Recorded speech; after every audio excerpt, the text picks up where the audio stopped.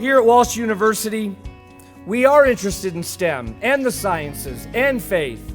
We're interested in bringing together people with a different set of experiences, different sets of ideas, and working together as collaborators and partners in this great journey of making the world a better place. We think partnering, collaborating, and teaming are the hallmarks to innovation. It's having a meeting of the mind, it's fostering interdisciplinary work to be able to address some of these challenges that we see all throughout the United States. Shimadzu takes the quality of life component of our Spark partnerships very seriously.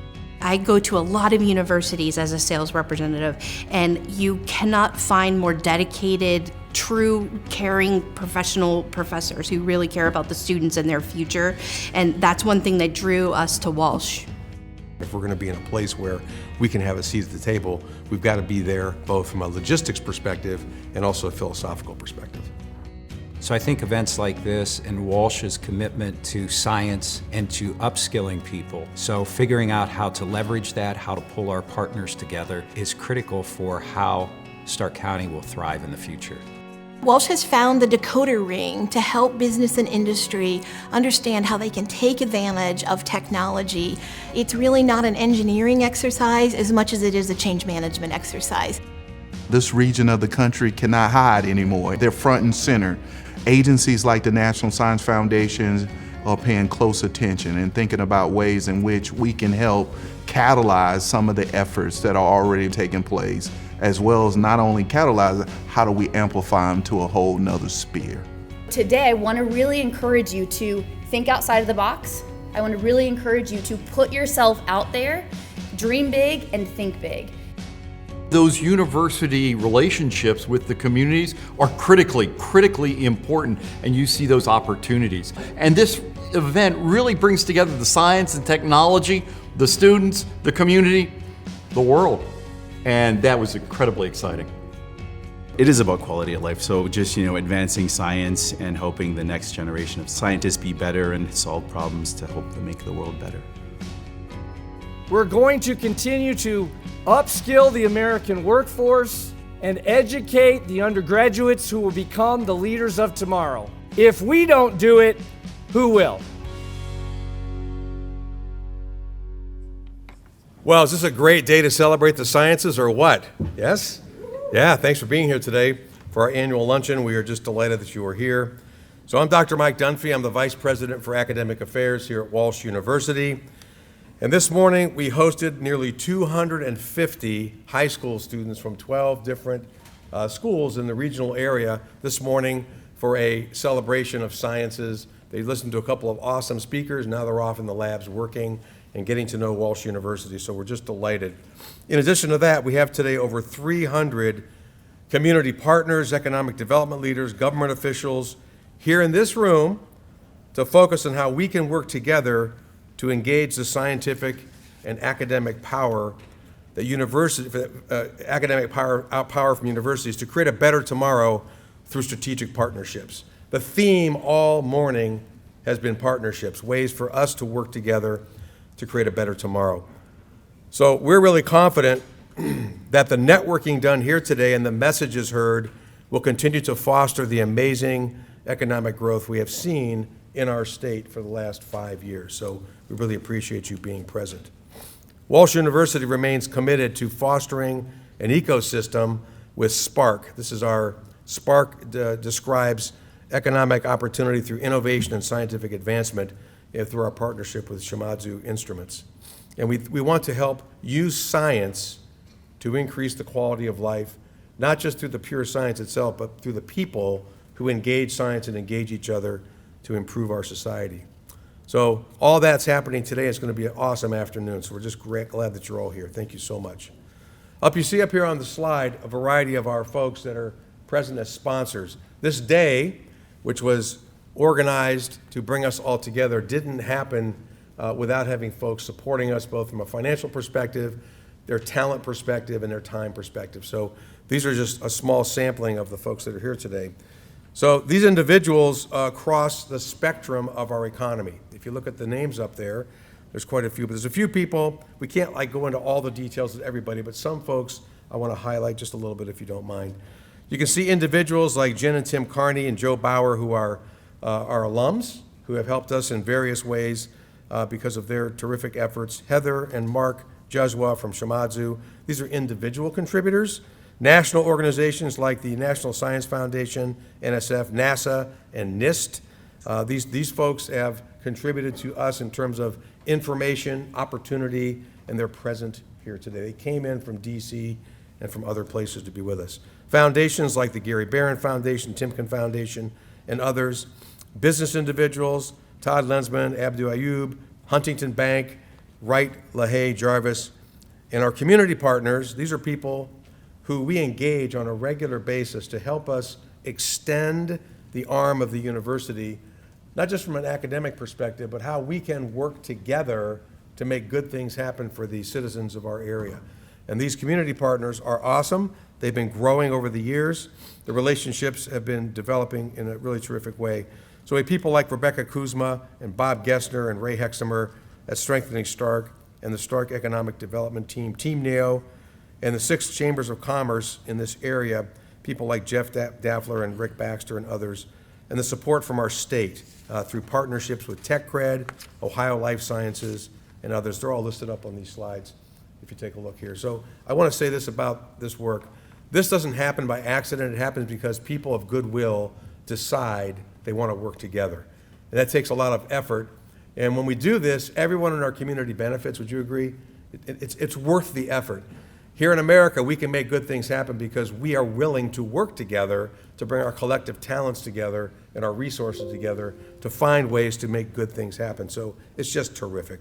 So thank you for investing in us and supporting our initiatives and helping in many ways to make today happen and to enable Walsh University to educate and elevate the workforce of tomorrow through our Skilled Tech Workforce Program and advanced science and innovation through our Spark program and our Center for Scientific Excellence. So many thanks to all these folks and what they do. So as we think about what we're doing going forward, it's not just about individual contributors, it's about cross-enterprise connection. So on our campus, very often, which is really unfortunate actually, university campuses happen to think in pillars, like almost siloed.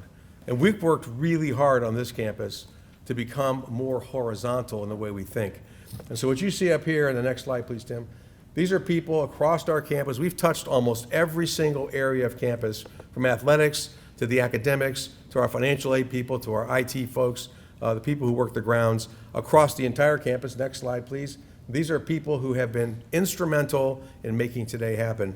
Really proud of this effort, because as universities, our real power is in cross-enterprise connections. That's where we make a difference. That's where our talent is really leveraged well. So there's way too many people to mention in aggregate, so I'm just going to do a couple of specifics because these folks put a ton of effort and time into today. Our science division and faculty under the leadership of Dr. Neil Walsh and Dr. Jackie Novak. They're here today, I think, somewhere. Thank them so much for all the work they did to organize everything. Beth Ford from admissions, she's been terrific working with Dan. Sean Ferguson, Shane Brown from marketing. Christy Reese and Lori Lewis are from event management, and Kathy Gray, Andrea Cingarella, and Chris Sheets are executive administrative assistants. These folks are tireless, hardworking individuals who smile when they get stressed out, which is pretty terrific.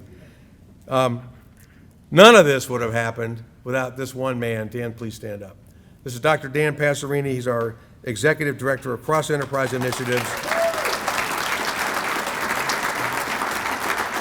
He's the author of this event and the man who pulled us all together.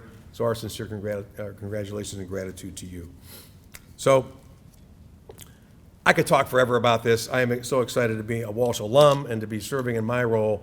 And I want to really emphasize that you all being present here today is what inspires me that we're going to create a future that's going to be amazing for the people of this area.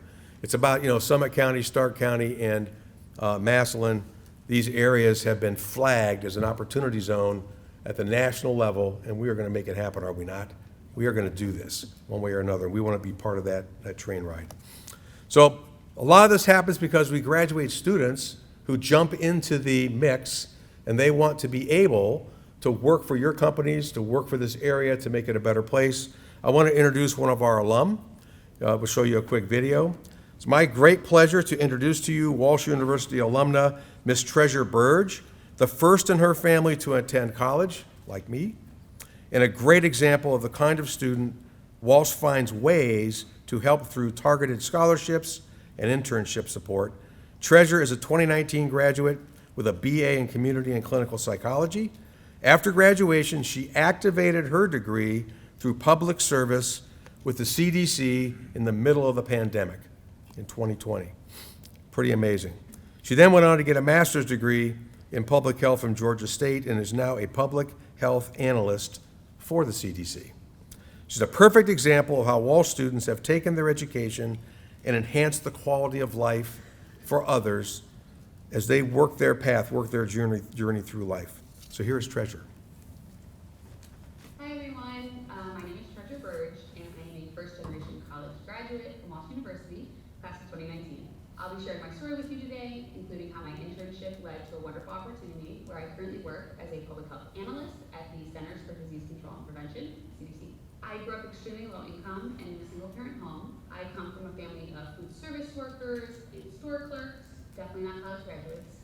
But my mom always instilled in me the importance of getting a good education so that I can make a better life for myself. So from a young age, being the first person in my family to go to college was truly a lifelong dream of mine. I was fortunate enough to find Walsh and be awarded scholarships through the Walsh Women's Committee and the John and Kathleen Nichols Scholarship that made attending college a reality for me. At Walsh, I was able to have experiences that I never would have dreamed of, like studying abroad in Rome, completing an honors thesis, and being a Fulbright research semifinalist. During my senior year at Walsh, I had to do an internship, and I was really struggling to find an organization that interested me. Dr. Kelly introduced me to the world of public health by connecting with the local health department to do my internship. That internship was the stepping stone that really fostered my love for public health, inspired me to apply to CDC, and most importantly, that internship gave me the applied experience needed to get hired by CDC. During that senior year, I applied and got accepted into a fellowship at CDC where I worked in the field doing epidemiology. During the pandemic, I was boots on the ground support in Florida, working in huge emergency COVID-19 testing clinics and investigating some of the very first COVID-19 cases in the US. I've helped in creating contact tracing guidance and training tools that were posted to the CDC website and have been used nationally. And today I work on an over $4.5 billion grant that provides direct support to local health departments to bolster their workforce, their data systems, and their infrastructure. And coming up in January, I'm going to be traveling to Guam to analyze their public health systems and ensure proper steps are being taken to modernize their data systems to meet the needs of their communities. When I think back to Walsh, I never had a single mentor. I instead had an entire tight-knit community behind me. Everyone on campus cared for me and they looked out for me. From my first semester on campus, Dr. Chandler was there to teach me that even though I just got the worst grade of my life on his chemistry test, that everything was going to be okay. Carmela in the scholarships office was always there to hype me up when I was submitting new scholarship applications. The amazing dining staff who knew that I hated mushrooms and would make sure not to add them to my meals, like really made me feel like family.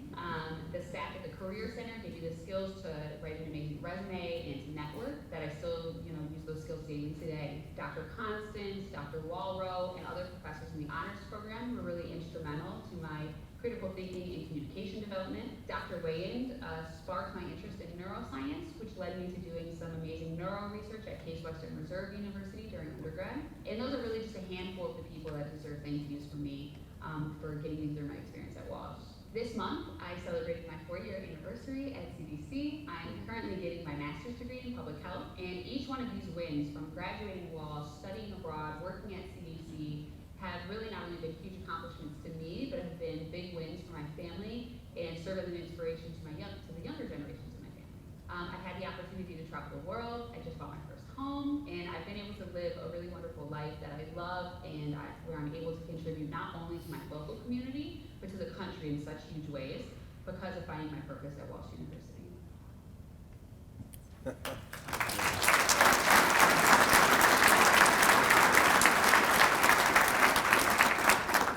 Wow. I think many of you know I've been a professor here for a long, long time, and when I see these stories from our students and our alums, I'm almost up here crying because I know what they went through. I know the path. It's just terrific. So thank you, Treasure. Appreciate that. We have so many stories like that, and other universities like us do the same thing. We want our students to have an amazing life, and we want them to be not only smart and capable, but to be good humans, to contribute to the culture of our country in a productive way. Well, it's now my absolute pleasure, I'm assuming, let's see him. There he is, okay.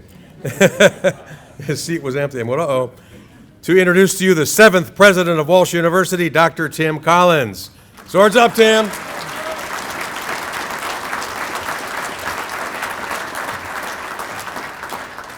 Okay, so, Gators do this, Aggies do this, Braves do this, we do this. Swords up! Swords up! Swords up! Swords up! Just say hello back, folks. That's all that is. Not hard. Awesome, awesome, awesome. So happy to have everyone here. Welcome back.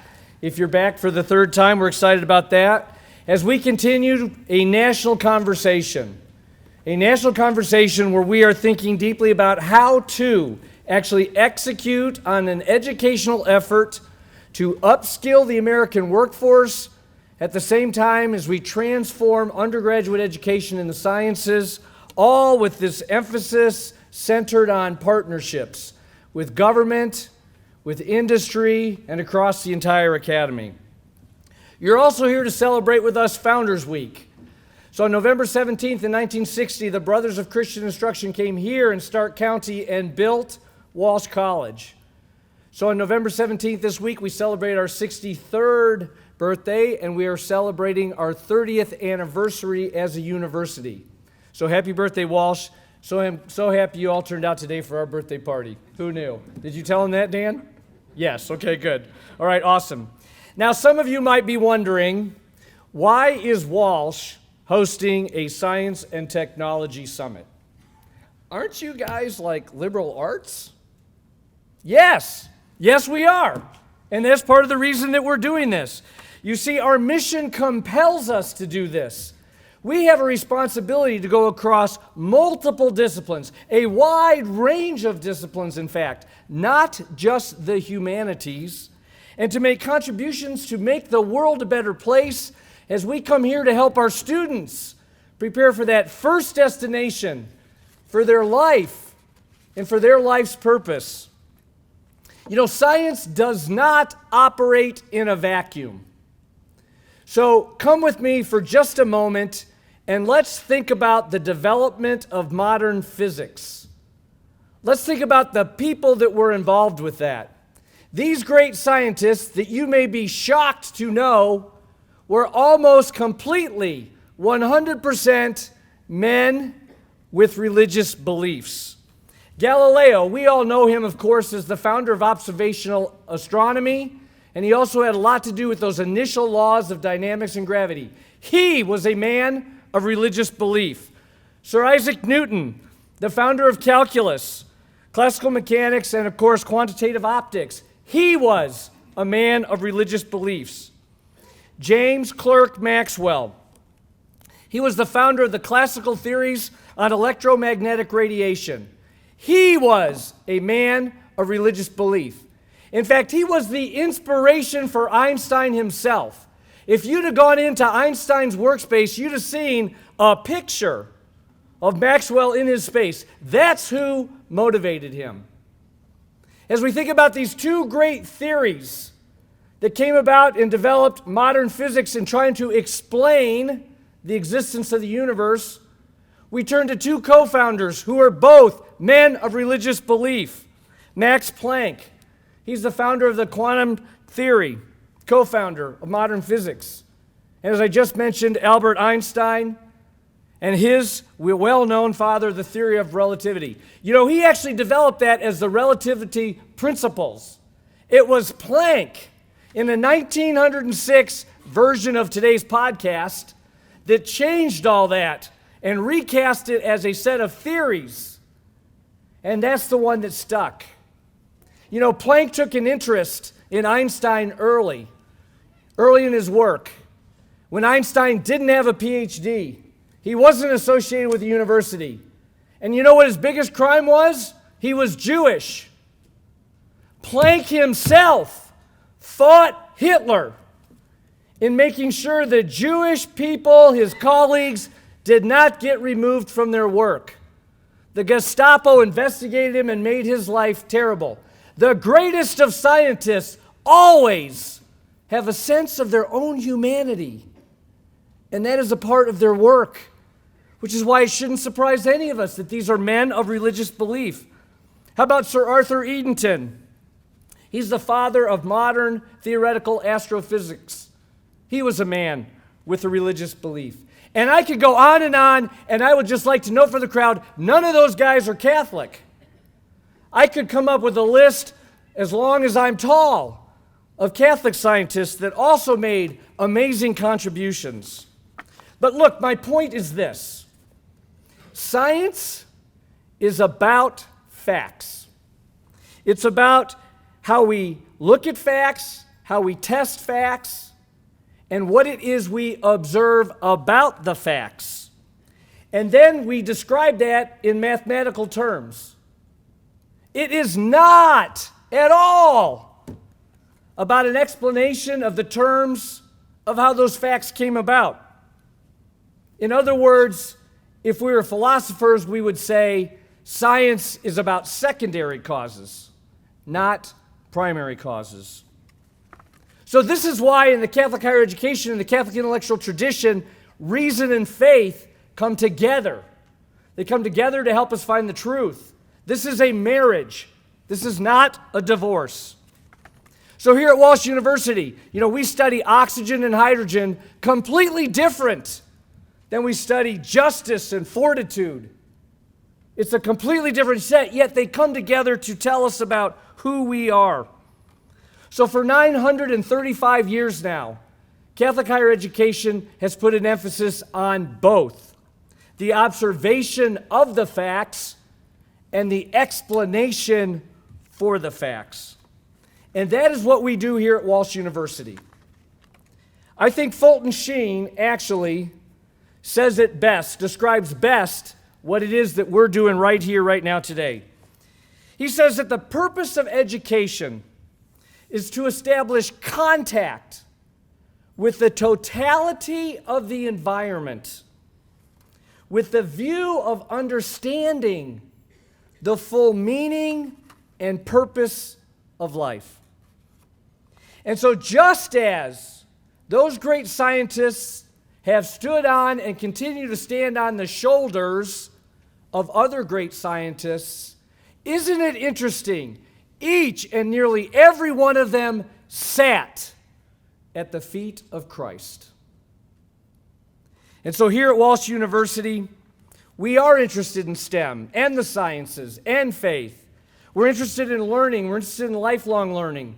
We're interested in bringing together people with a different set of experiences, different sets of ideas, and working together as collaborators and partners in this great journey of making the world a better place.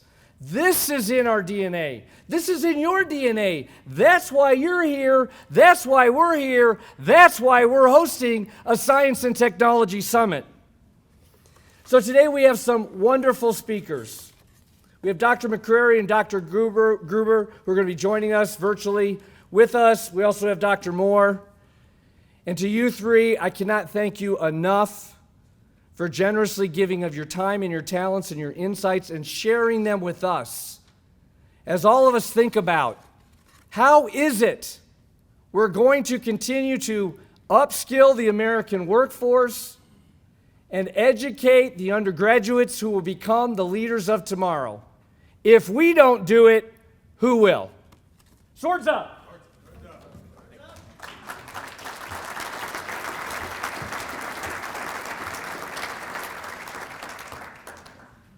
Thank you, Dr. Collins. Awesome as always.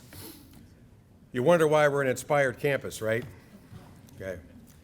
So it's my pleasure to introduce Dr. Victor McCrary, who currently serves as Vice President for Research and Professor of Chemistry at the University of the District of Columbia.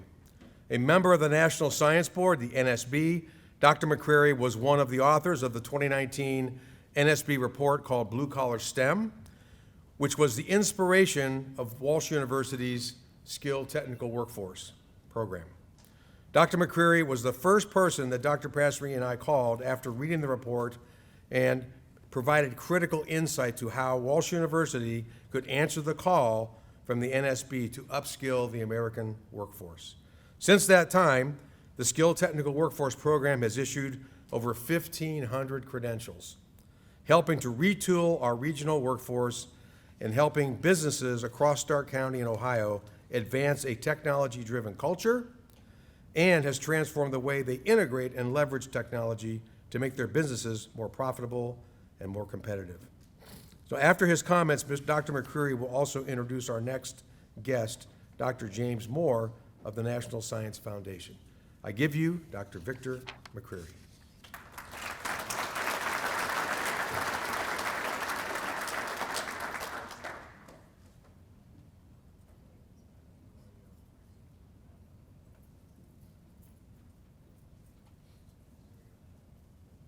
All right, can you hear me loud and clear?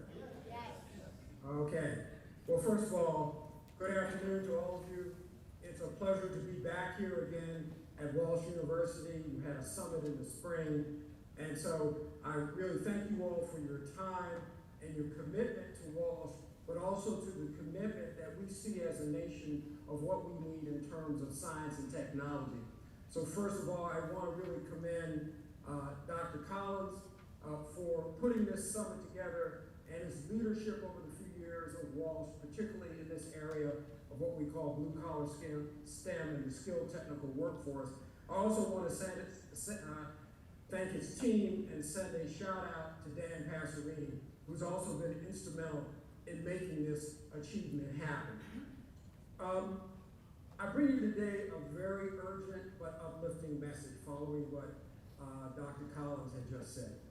It is extremely important right now in terms of our economic and national security that we have talent. We can build all the buildings that we have. We can print all the money that the Treasury could print. Okay, we can build all the partnerships across the state of Ohio and across the nation. But if we do not have that talent, diverse domestic STEM talent, then all of this is for naught. And why is this important? Well, as I come from you and on behalf of my colleagues on the National Science Board, as the Vice Chair of the National Science Board, I've seen firsthand what is extremely important. And what is really important, and we thank this administration, was last August was the signing of the CHIPS and Science Act. That brings over $52 billion to this country in returning manufacturing. Not only in semiconductors, but in quantum information, in biotechnology, and digital agriculture. And what's really important is, by building those manufacturing plants, we do not become prey to supply line or other global actors who do not have the best interest of the United States of America. We have 3 plants plus others we want to build. One is in Idaho with Micron. The other will be in Arizona with Taiwan Semiconductor Manufacturing, and one in your backyard by Intel in Ohio. But once those plants are completed within the next 18 or 24 months, I can tell you as a research scientist, I used to work in a semiconductor plant at Bell Laboratories. At that time was the pride of not only nationally, of internationally in terms of science and technology. About 15% of those people were folks who had graduate degrees, masters, PhDs, some bachelors. But the large, vast majority of the workforce were people without degrees, but who were highly skilled. They worked on TEM, I'm using acronyms, scanning electron microscopy. They worked on purification of water and high-performance systems in order to test the chips that we were making at the time. Now, we have a chance to bring that manufacturing back. But as I said before, when we open the doors of those plants, we've got to have that workforce ready to go. We can't wait another 18 or 24 months. I am so happy and proud to see that under Dr. Collins' leadership, the board there at Walsh, and you all as terms of friends and partners, alumni, supporters, the administrative staff, and of course the faculty and students, that you all embraced 3 years ago the skilled technical workforce / blue collar STEM. I'm very impressed, as well our colleagues, that you have set as a model for the nation what you've done in terms of building partnerships with community colleges, with four-year universities, with local business folks there, with startups.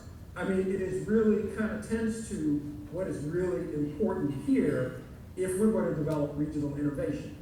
Of course, at the same time, I want to thank you all and your congressional delegations that supported NSF in terms of the funding that received through the CHIPS Act, because now we started a new directorate in terms of technology, innovation, and partnerships called the TIP Directorate in terms of giving out grants in places like Ohio and other to develop this regional innovation. I always have said that talent is equally distributed across the nation, but access is not. And so we want to make sure on the National Science Board and the National Science Foundation of developing that talent. Because talent is not just in Palo Alto and Silicon Valley. It's not up in Boston on the 128 corridor. It's not just down at the Research Triangle in North Carolina. But it's also in some of the poor poverty places that I've been to. I was in Louisville, just across the river from you all 2 weeks ago. There's talent there. There's a young man or young woman somewhere in Akron who has a great idea, the next idea. There's a young man or woman who are in Southeast Washington, D.C., in the inner city, who has a great idea. There's somebody on the reservation out there in the Midwest who has a great idea to push this nation forward, okay? And there are plenty of folks in the Southwest, people who may have just gotten here, who have great ideas.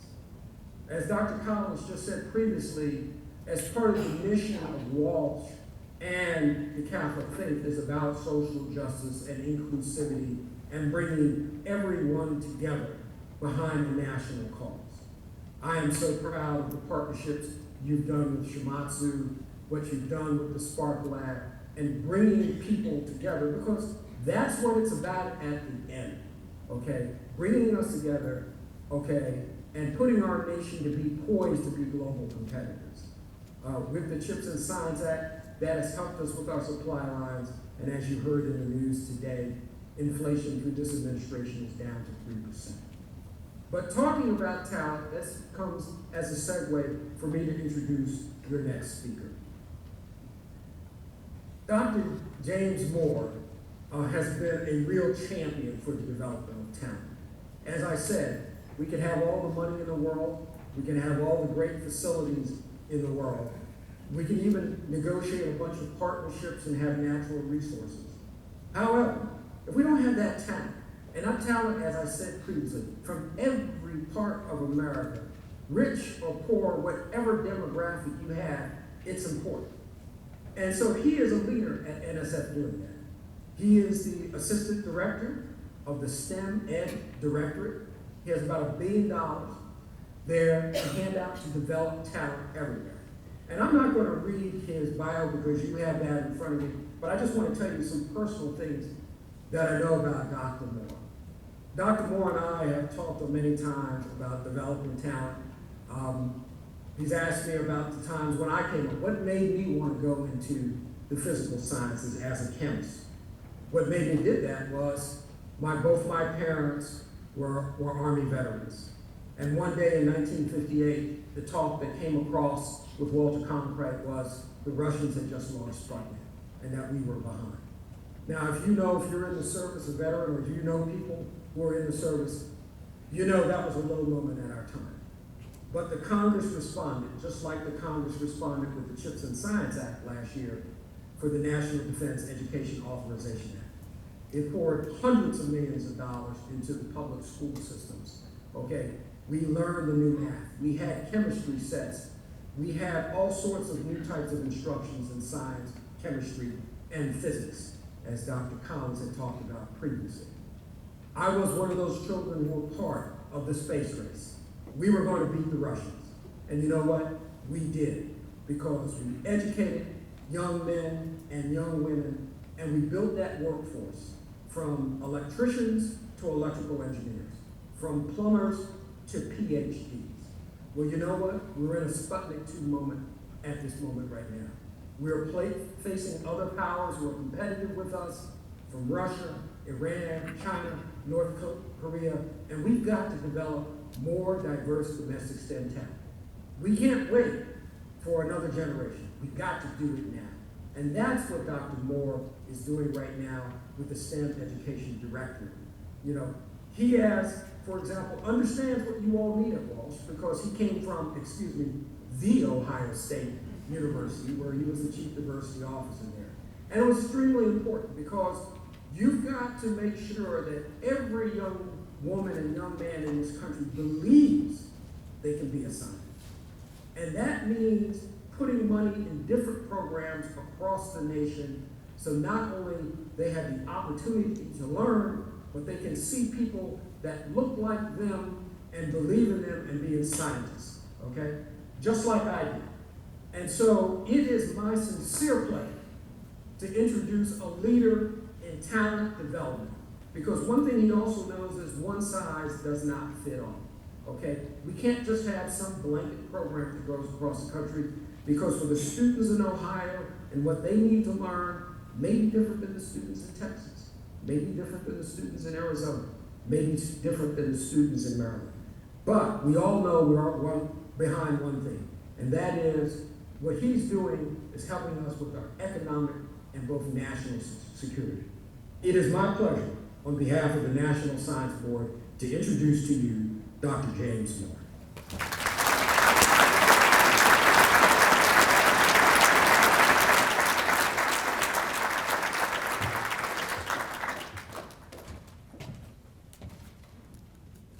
Good afternoon.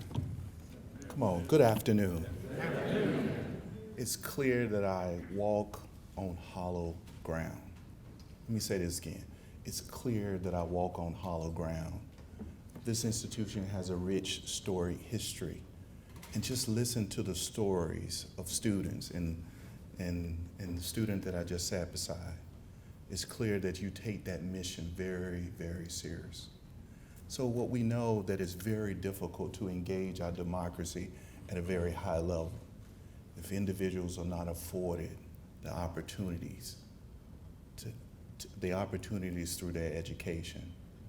You know, we're at this moment in time that we must seize. Our nation is counting on us.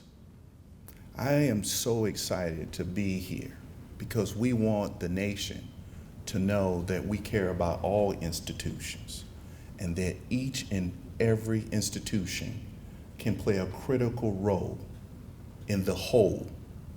Here we are in Ohio. Ohio has a storied history of being a leader in the manufacturing, in a lot of things. But work disappeared and many communities began to fall apart. And now here we are, Ohio again. The world is looking at Ohio. I know our speaker will talk about this region of the country. It is something that should be infectious. There are strategies and approaches that you all have been working on for a very, very long time.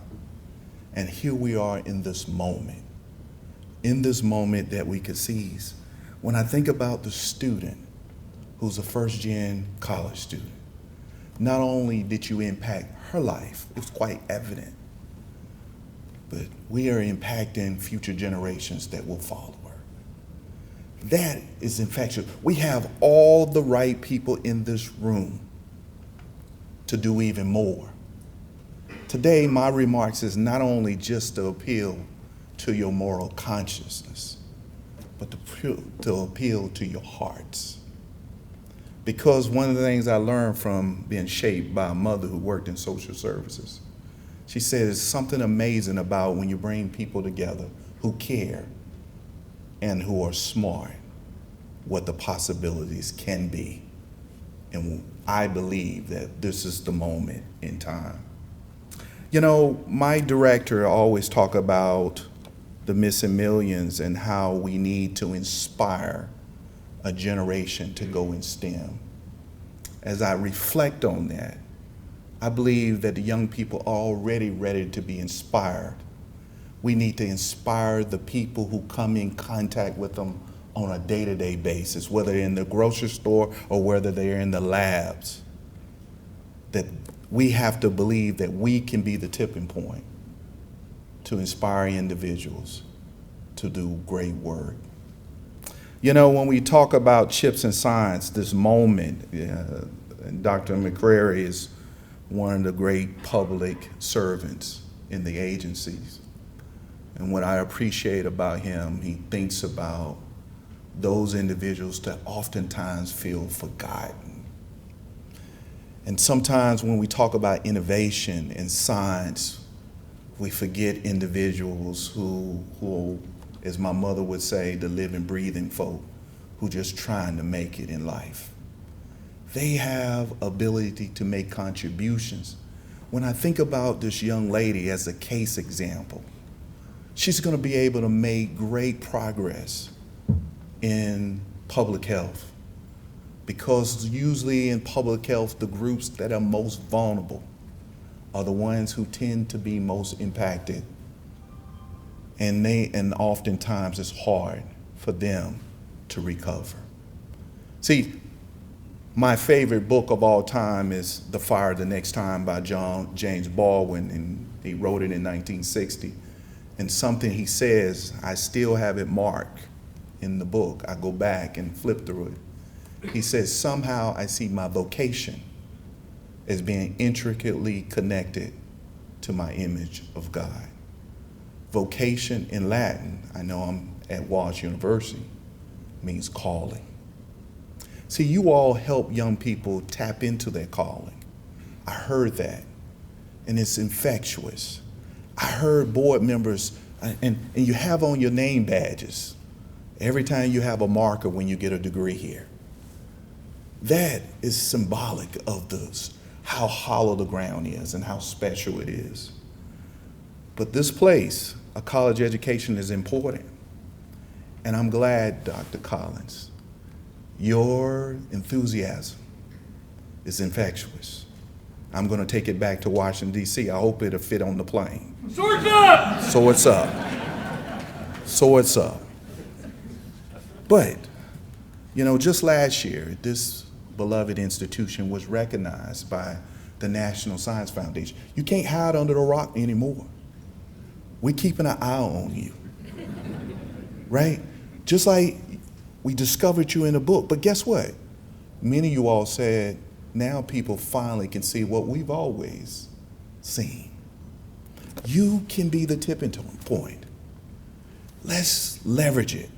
Let's maximize our human and financial resources. Let's check our egos and leave them at the door so Ohio can do its work that is done for a very, very long time. What is so exciting about the CHIPS and Science legislation is that it was bipartisan. That people, you know, sometimes we say in DC, some people shouldn't have passed kindergarten, right? If you never learned the importance of kindergarten teachers, because something that we didn't get, but we checked our egos at the door, and we put our country first. The work of NSF is noble. The work of an institution of higher learning is noble. And much of some of the innovation is not always going to happen at this federal, this invisible area. It's at the local level where relationships are meaningful, they're deep and infectious. So we have something you can't hide. You know, in this report that Victor talked about, it was like one of the early reports at NSF that we really began to think about and demystify our interest in things beyond the bachelor's degree, the master's degree, and the PhD. Although those things are very important, but Congress is equally interested in what we call middle job skills. Those individuals who we recognize that a high school diploma is not quite enough, but they need something a little bit more training. See, what's so infectious about it is, but it's clear, at first, You know, when Dan came to talk to me, by the way, he's a nice gateway. I talked to him probably more. I don't know how he got on the calendar so many times. He's certainly persistent. And at first I was a little curious. I'm been in Ohio. I've heard of Wash University, but I said, I've never heard of liberal arts university having this kind of interest. And when I met your president today, it was quite evident. He was talking about a liberal arts education, and I say sometimes we merge liberal arts education with with a humanities, almost like, but a liberal arts education, if you go back in time, it's a classic education. Philosophy, science, mathematics, they were all integrated. Now everything is bifurcated. It's compartmentalized. So it's important that we revisit this and we show the world how to integrate it in small institutions that can pivot. Because sometimes the big institutions, we struggle with pivoting.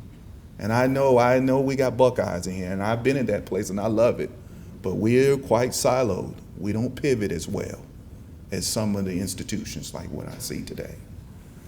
You know, I know that the mic is hot and I'm not gonna try to talk too long, but I am so impressed with all the credentialing and how industry, but those are in the room who represent industry. We need to bring more to the table so they can be a part of this conversation. We want them to know that there are some mutual things that we can do together by leveraging our human and financial resources. At NSF, not only do we try to preach this message, we try to actually live it. We have specific partnerships with Micron. If Micron put up 10 million, we put up 10 million. If Intel put up 50 million, we put up 50 million. Now granted, some of you all said we don't have that kind of, but we realized that working together and with the apparatus that we have at NSF, it gives us greater ability to leverage these resources to invest in more projects. See, at NSF, we're interested in people and ideas. See, in small towns, see, I come from a small town, and a lot smaller than this, might have 2 or 3 traffic lights. But there's something about the small town efficacy, right? In many ways, we got a chip because we're tired of being left out. And there's a hardness that I see in Canton that I've always appreciated from afar. And more than just great athletes come from this place. There are great minds as well. You know, Wash has been nationally recognized as one of the best schools for online healthcare degrees. They're constantly innovating. See, we got to push, and I know some of our faculty, I don't know, maybe I'm talking about Ohio State because I know a little bit about that place. And sometimes we push because we don't want to innovate. What I learned about the grand pandemic, when our backs were pushed against the wall, it fostered the greatest innovation. Folks, if you don't know it, our backs are pushed against the wall, and we need some of the greatest innovation. You know, our speaker earlier talked about AI and the importance of AI. AI is not limited to one domain. It's going to be a major part of every facet of our life, and in ways that we haven't really even thought about it. The predictive data analytics that we can use to help develop individuals. And some of you all in this crossroads, you're probably saying, I'm a retiree or I'm about to retire. You can't retire because the work ain't finished, right? We can't allow you to let that genius leave. We want you to impart that love for STEM in the next generation. And I'm sure your partners, if you are retired, ready for you to do something to get out of the house. And I'm sure Dr. Collins has something that you can do. You know, at NSF, our ATE program is one of the darlings. We just celebrated 30 years of focusing on what we call these middle job skills in community colleges. And one of the things David Harris, Dr. Harris from Columbus State, a dear friend of mine I worked with many years, he's a leader, and there are other leaders in the state. There are ways that we can leverage our articulation agreements and connecting with those students. Is immense diversity and opportunities in those spaces. You know, what I will close in, this is our moment. NSF stand ready to be a part of us ensuring that we seize this moment. And I thank each and every one of you for the work that you are currently doing and what you will do. But I can promise you, there's a greater harvest at the end. And when you have a rainy day and when you think it's too daunting, I want you to think about the student that I sat beside, his brilliance. I want you to think about the student that we featured today and how when we can reproduce this kind of quality, it just reassures me that our nation is going to remain a leader in solving some of the grand challenges of our time. Thank you.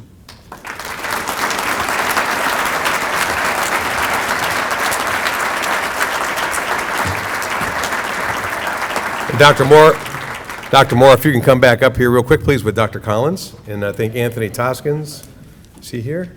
There he is. We have a special gift for Dr. Moore, who made the trip here from D.C., or from wherever he was. Were you in Columbus or D.C.? You were in D.C., right? I'm in D.C. Yeah, to be here with us. We're just so grateful. And so we want to have an opportunity to have this presented to you on behalf of Walsh University and all the folks here in the room. Thank you so much for being present with us. Thank you.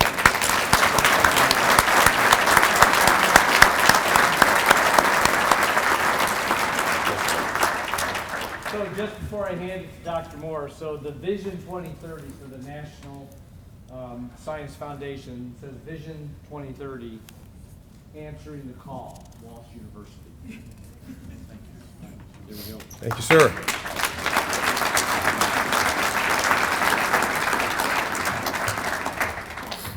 Well, it's my great pleasure to introduce our keynote speaker for today, and just briefly wanted to let you know how we managed to do this.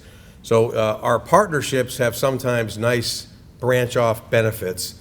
So Todd Lensman, who is one of our Skill Tech workforce partners, his son, Todd, is doing his PhD in economics at MIT, and he's working for Dr. Gruber on his thesis. And so they made some arrangements and talked with him, and voila, Dr. Gruber will be our speaker today. So I want to talk a little bit briefly about him. So thank you, Todd, for the connection. So Dr. Jonathan Gruber is the Ford Professor of Economics and Chair of the Economics Department at Massachusetts Institute of Technology, MIT, where he has taught since 1992. Dr. Gruber has published more than 180 research articles, edited 6 research volumes, and has written 3 books, the latest being Jumpstarting America: How Breakthrough Science Can Revive Economic Growth and the American Dream. Dr. Gruber is the recipient of numerous honors, including a 2020 Guggenheim Fellowship, which is a really big deal, and national appointments, including serving as the Deputy Assistant Secretary for Economic Development at the Treasury Department. A scholar, a visionary, and a dedicated American, Dr. Jonathan Gruber.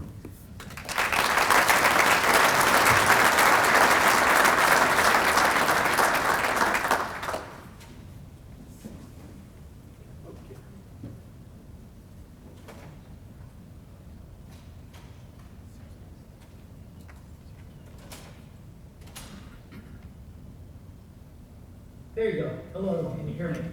Yes, sir. Great, excellent. It's great to be here. As was mentioned, one of our excellent graduate students at MIT comes from your neck of the woods, and I was thrilled to make the connection with Walsh University and learn about the incredible work that y'all are doing and the exciting developments at the university. And the fact that there's really such excitement around technology in the Canton area was very tied to a lot of interest I have for a book I wrote. So I was asked to come speak about that, and I'm happy to do so. The book, as was mentioned, is called Jumpstarting America. It's with Simon Johnson, a colleague here at MIT. And the book starts with a story. The book has a lot of stories, but it starts with one particular story, which is in the spring of 1940, there was a nervous visitor outside the Oval Office, a guy named Vannevar Bush. Vannevar Bush was a well-esteemed scientist. He worked at both Harvard and MIT. But at this point, he had a distinctly non-academic message to deliver, because based in the spring of 1940, things looked pretty dire for for the Allies against Germany.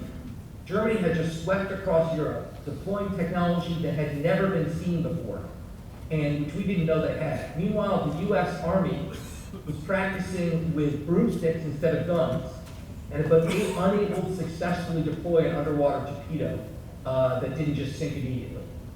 So Vannevar Bush's pitch to FDR was the following. He said, give me as much money as I need, and I'll develop the technology that will win World War II. And FDR said yes. And Vannevar Bush set up an organization that employed many of the scientists in the US. Indeed, at one point, he employed 2/3 of all physicists in America in an effort to develop the technology that could win the war. And he did. Obviously, World War II was won by many things, but one of the key things was technology. The great example is the radar, developed at the RAD lab here at MIT. Before the radar was developed, German U-boats were sinking hundreds of ships a month, and we were unable to find them. Within months of the radar being developed, we wiped out the German U-boat fleet.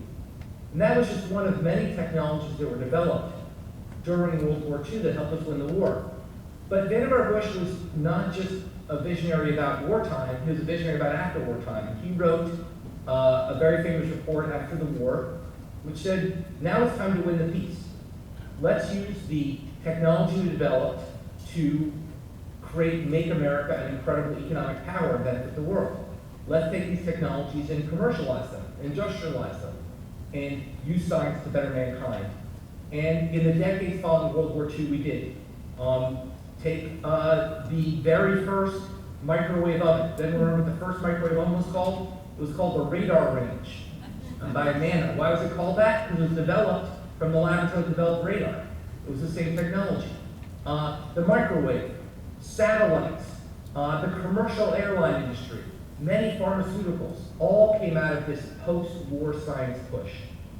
That push was expanded then in the late 1950s, 1960s, basically due to the growth of the Cold War, due to threats to the Soviets, the Sputnik crisis and other things. Presidents Eisenhower and Kennedy greatly expanded federal investment. And Kennedy did so with a simple mission: let's get a man to the moon, and gave birth to NASA, which grew rapidly. Due to these efforts, by the mid-1960s, the U.S. spent 2% of our entire economy on publicly funded science. Think about that for a minute. One every $50 in America was supporting public science in this country. It was phenomenal, and the returns were phenomenal. If you think about basically every modern technology we have had its basis in that science push. And most major companies, long-standing major companies did as well. Let's talk about a company that was a mid-sized, moderately successful card punch company called International Business Machines, or IBM. They were kind of going along, they had about 25,000 employees, they're a pretty decent-sized company. And then the US government decided to give them the contract to develop new missile tracking technology. Well, IBM did that. They hired a lot of people to fill that contract. They actually contracted with a new organization as well called the RAND Corporation, which is now huge, to write at the time was the longest program in history, it was 1 million lines of code.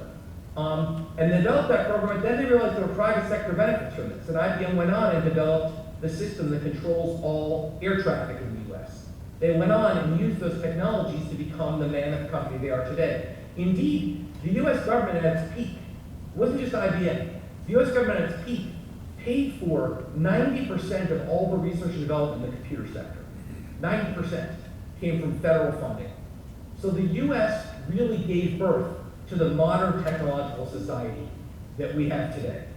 And that came with it jobs, millions and millions of jobs, and rapid economic growth and opportunities for all. From 1947 to 1973, the US economy grew at a 2.3% per capita real rate. What that means is, without working, our productivity group. What that means is without working any harder, we had 2.3% more stuff every year, okay, just because of the innovation technology. And that was terrific, and that was largely due to these innovations. So what happened? Well, starting in the late 1960s, that consensus broke down. It broke down for 3 reasons. One was, quite frankly, the hubris of scientists, which was basically, it's hard to imagine in 1960, the Time Man of the Year was the scientist. Okay, remember, it's just Man of the Year back then. And it was the scientist. Hard to imagine such a respect for science. But scientists got kind of big in the head. When people said, gee, aren't you all worried about radiation poisoning? They said, nah, it's not a problem. Here, let's create a nuclear pet. An honest thing that folks were trying to work on. So scientists got a little big for their britches and didn't realize some of the downsides of technology. The second problem was that scientists started disagreeing with politicians, particularly around the Vietnam War. And the bottom line is, when you speak truth to power, power cuts your funding. And that's what happened. Science funding started getting cut, particularly in the Nixon administration. Nixon actually fired his science advisor for disagreeing with him about rapid air travel. And then the third thing was, we started having other budgetary pressures. The Vietnam War, as well as the growth of the Great Society with programs like Medicare and Social Security, put unprecedented budgetary pressures on the government. As a result, there's been a this is all bipartisan. There's been a bipartisan consensus, Republicans and Democrats alike, to push our R&D budget up to 2% of GDP. There was then a bipartisan consensus to shrink it, to the point where, as of a couple of years ago, we spent less than 0.6% of our GDP on public science, from 2% at the peak to less than 0.6%. Now, before I talk about policy solutions, I want to talk about two things. The first is, you might say, well, why do I care? R&D's the private sector should do R&D. Sure, maybe in the US, we had a weak private sector after World War II, had to do it, but now the private sector can just do R&D. And indeed, while public R&D has fallen, private sector R&D has grown. And we've gone from 2/3 of our R&D being done by the government to 2/3 of our R&D being done by the private sector. So what's the problem with that? Well, the problem with that is really threefold. The first problem is that research and development have very public benefits that are often not captured by the private companies that do it. We call these spillovers. So private companies do research, they learn new things which can benefit lots of companies, but they don't want to share it. Okay, and as a result, the privately funded research, while it can help one company, cannot realize its potential for society. Let's think of a simple example. Many of us in the room may be on statins, a drug for high cholesterol that's a miraculous drug that saves about 200,000 lives a year by lowering our cholesterol. Okay, statins were first being developed in a race between Merck and a Japanese company in 1983. During these trials, it became public that some dogs had died during the Japanese trial. The Japanese company was shutting down their research into statins. Merck went to the Japanese company and said, hey, this sounds like bad news. We want to know what happened. Can we partner? Can we learn from you? And the Japanese company said, no, we're not going to share our research with you. So Merck stopped its trials too. 5 years later, some researchers funded by the government decided to go ahead and try some trials. It turned out the dogs had died for totally unrelated reasons. And statins were invented. And they're a miracle, but they're a miracle delayed 5 years. That's 1 million lives lost because companies did not cooperate to develop statins. That's just one of many stories, and the issue is getting worse over time. Here's another simple example. Let's go back to IBM. IBM, until about 20 years ago, would reward their scientists for publications. Indeed, some of the greatest science in America was done by corporate scientists. And IBM will reward their scientists. They give you bonuses and higher pay if you publish more research in ways that can be shared publicly. They changed that. They said, we're no longer going to reward our scientists for publications. We're only going to reward our scientists for patents, which only benefit us. And I don't blame IBM. You should, if you're a company, that makes sense. You care about your bottom line. But that hurts society. These ideas that will be publicly available, everyone benefit from, were only privately available, and only one company can benefit from. As a result, the spillover benefits from research, from public research, are not shared. what is carried out privately. And that is one big limitation of private research. The second limitation is how private research is financed. And so let's talk about the venture capital sector. Okay, the venture capital sector is the private financier of starting up of new companies, of new entities, of turning ideas to businesses. Okay, and the venture capital sector in the US, by all measures, is a huge success. 60% of the stock market by value is in venture capital based companies that were originally venture capital based while they were starting up. Okay, the problem is venture capital. If you look at those 60% of companies, what are they? They're primarily software companies. Why is that? Because venture capital has a relatively short turnaround that they need to make money. The way VCs make money is they raise a bunch of money, they promise their limited partners they will return that money to them fairly rapidly. And the way they do that is by quickly deciding what's a winner and what's a loser. In particular, this has started to be called the spray and pray model, which is that venture capitalists want to give a little bit of money to a lot of things, and if one of them turns out to be a unicorn, and they figure the others will fail. After all, venture capitalists make 90% of their money on 7% of their investments. They understand 70% of what venture capitalists invest in go bust. So they don't want to put huge bets on intensive new technologies. They want to make tons of bets on little things and hope one blows up. The problem is that is exactly the opposite of what we need to actually develop bold new technological initiatives. Things to do with climate change, which are very capital intensive and long lasting, which is the opposite of the venture capital models designed to support. Let me tell you another example of a battery company that was set up here in Boston and was innovating in, this is about 20 years ago, 15 years ago, was innovating in new battery technology. Obviously, a critical area is we want to eventually fight climate change. We need better battery storage, and, as we move to electric cars, better batteries. They would do a great job. They had clients including Saab, and they were growing rapidly, but they needed a new plant. So went to venture capital and said, look, we need to raise $100 million for a new plant. We're going to build it in Auburn, Massachusetts, a low-income, low-job town in western Massachusetts, and it was going to come with hundreds of new jobs. And the venture capital said, no, we're not going to do that. It's going to take you years to build this plant. It's too much money. We're not interested. Well, the US venture capitalist said that. The Chinese venture capitalist said, we're interested. We're happy to fund that. Only one small thing, you just have to build your plant in China, not in America. The plant went to China, and those jobs went with it to China, because we're not willing to invest in this obviously cutting-edge technology we need. So, for those reasons, we have the private R&D is critical. I'm going to come back to the partnership that you follow with private R&D. Private R&D alone will not move the frontier forward in a transformational way. Private R&D also segues to the other big problem that this book is about. This book is about two big problems.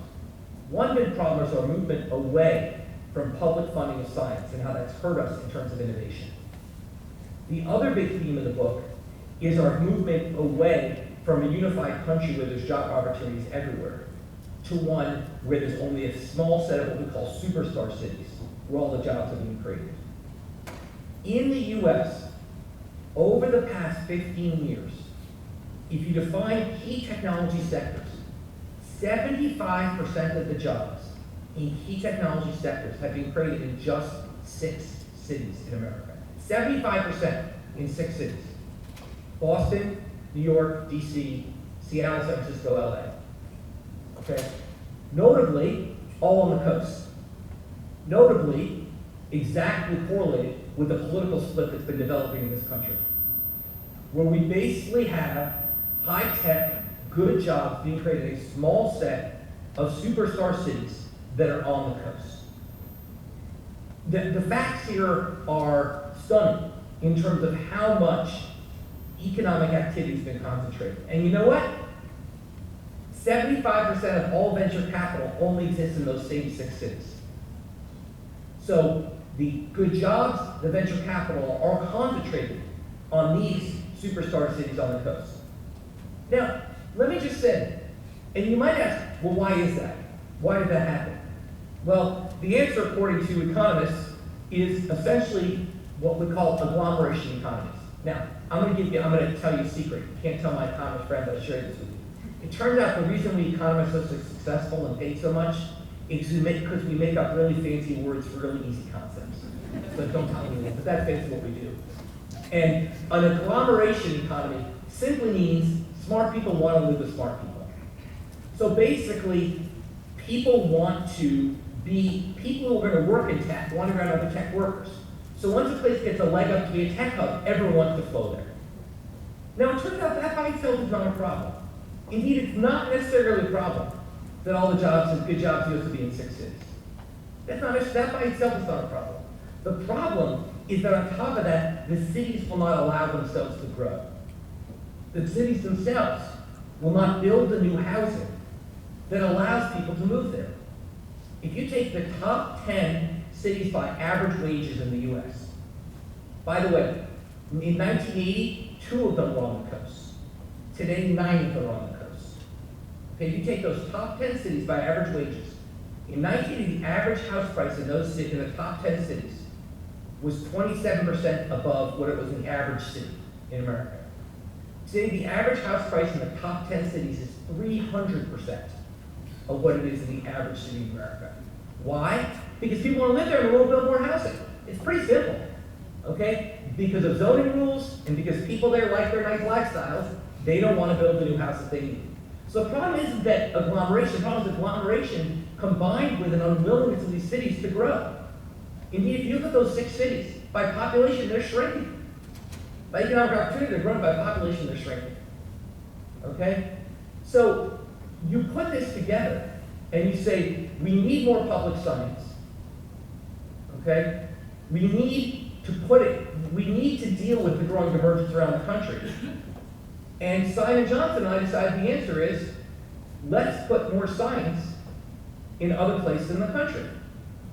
Now, the criticism we got of that is, well, you know, I'm hearing elitist Cambridge. They're all like, all my friends are like, well, all the good people are on the East and West Coast, we can't put the science in other places.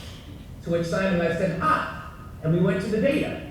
And we said, how many places in America are big, they have at least 250,000 people, are well educated, they have an above average share of the population with a college education, and are affordable to live in.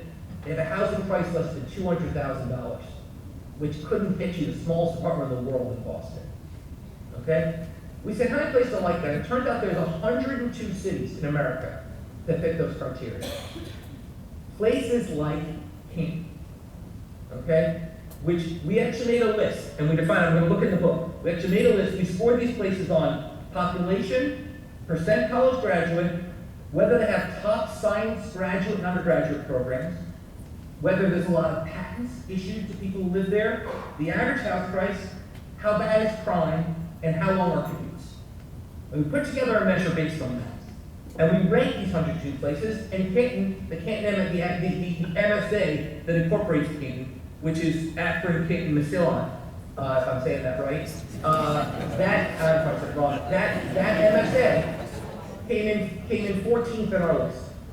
14th in terms of a place that can have enormous potential to become a tech hub, could have the potential to be that next generation tech hub. Now, that's great, everyone said, but you can't just make a tech hub. Like, you know, New York's New York. You can't recreate New York. To which I'll ask the following question of you all. Now, to be clear, I've asked this question of 1,877 people, of which 18 have gotten it right. So if you get this wrong, do not feel bad. If you get it right, you're in the top 0.1% of all the people I've asked. Do not shout it out, just think about the answer. And no fair if you read the book. What city in America is the home to the largest university by enrollment and the hub of the computer simulation industry for America and the world? Largest university by enrollment and the hub of the computer simulation industry. Take a minute and think about that for a second. Okay, how many of you, raise your hand, guess Orlando, Florida? Well, don't feel bad, looks like I'm now about 17 for about 2,100. Okay? What happened? Well, this is a great story. In 1956, the editor of the Orlando Sentinel endorsed a little-known politician named Lyndon Johnson for president. He endorsed him again in 1960. In 1964, threw a big parade for him for his re-election. Johnson went to that guy and said, hey, Orlando's been really good to me. What would Orlando like? And that guy said Orlando wants a Navy base. Now, did Lyndon Johnson look at the fact Orlando's landlocked stop him? No. He put a Navy base in landlocked Orlando. There's even a cement ship out front. Okay? Well, what do you do at a landlocked Navy base? You train the naval work. You train the soldiers. You train the people in the Navy. And so it became a training hub for the U.S. Navy. Now, part of what the Navy was training in at that time was, was battle simulation. They had a unit in Long Island to do battle simulation. So in 1965, they set up a new Navy base, they moved a little battle simulation unit there. Fast forward to 1978. There's a mediocre, not well-known university, recently named the University of Central Florida, and has a very innovative president. And the president said, look, in 1970, interest rates were through the roof. People are complaining about interest rates now. You all know, who are my age and older, know these interest rates are nothing compared to what we deal with. Right? Interest rates are through the roof. And land is super cheap as a result. So the president of the University of Central Florida goes to the Navy and says, look, you've got this part of your Navy base, which is now doing this new thing called computer simulation. What I want to do is I want to buy 1,000 acres below my university and set up a research park. I'm going to shape it like a dollar sign to show people that federal grant funds will be coming here to support research on computer simulation. I want you to move your computer simulation unit to this research park as the basis, as the core business. They did. Today, the Central Florida Research Park employs 100,000 people, okay? And 70% in private businesses, not government business, 70% private business. And that area of East Orlando, by the way, this is 45 minutes from Disney, it's nothing to do with Disney, has added hundreds of thousands of jobs over the past decades because of the government creation of new technology now. Now, all is not rosy in Orlando. I talked to the director of Central Florida Research Park, and he said, look, here's the problem. Companies start up here, they get to 15 or 20 employees, and they leave. They go to Boston, they go to LA, they go to Seattle, they go to New York. Why? First of all, there's no venture capital in Orlando. It's 45th in the country. So they can't get the funding to start a new company. Second of all, their education sucks. Florida's 45th in the country in math education, and they don't want to educate their kids there. So what does this point out? This points out that technology hubs can be created, but it needs an all-in effort, what we call a jump start. Okay? And basically, we think the government has a role in creating that jump start. Okay? Let me tell you one other story, which I really like a lot, to think about the fact that technology hubs are not innately ordained by God, but actually created. Does anyone know where Microsoft started? Microsoft started in Albuquerque, New Mexico. Why? Albuquerque had great weather, okay? They had a national laboratory, and the crime rate was half of Seattle's. Seattle was a pit of despair. There was a sign at the airport in Seattle which said, "We're the last one out of Seattle, please turn off the lights." Okay? Seattle was in terrible shape. But after starting in Albuquerque and growing, Bill Gates really missed being home. So he moved the company to Seattle, and they started growing. Fast forward to 1994. Jeff Bezos gets in his car in New York. All he has is a dream. He wants to start an online company. He doesn't know where he's going. Does Jeff Bezos drive to his home city of Albuquerque, New Mexico?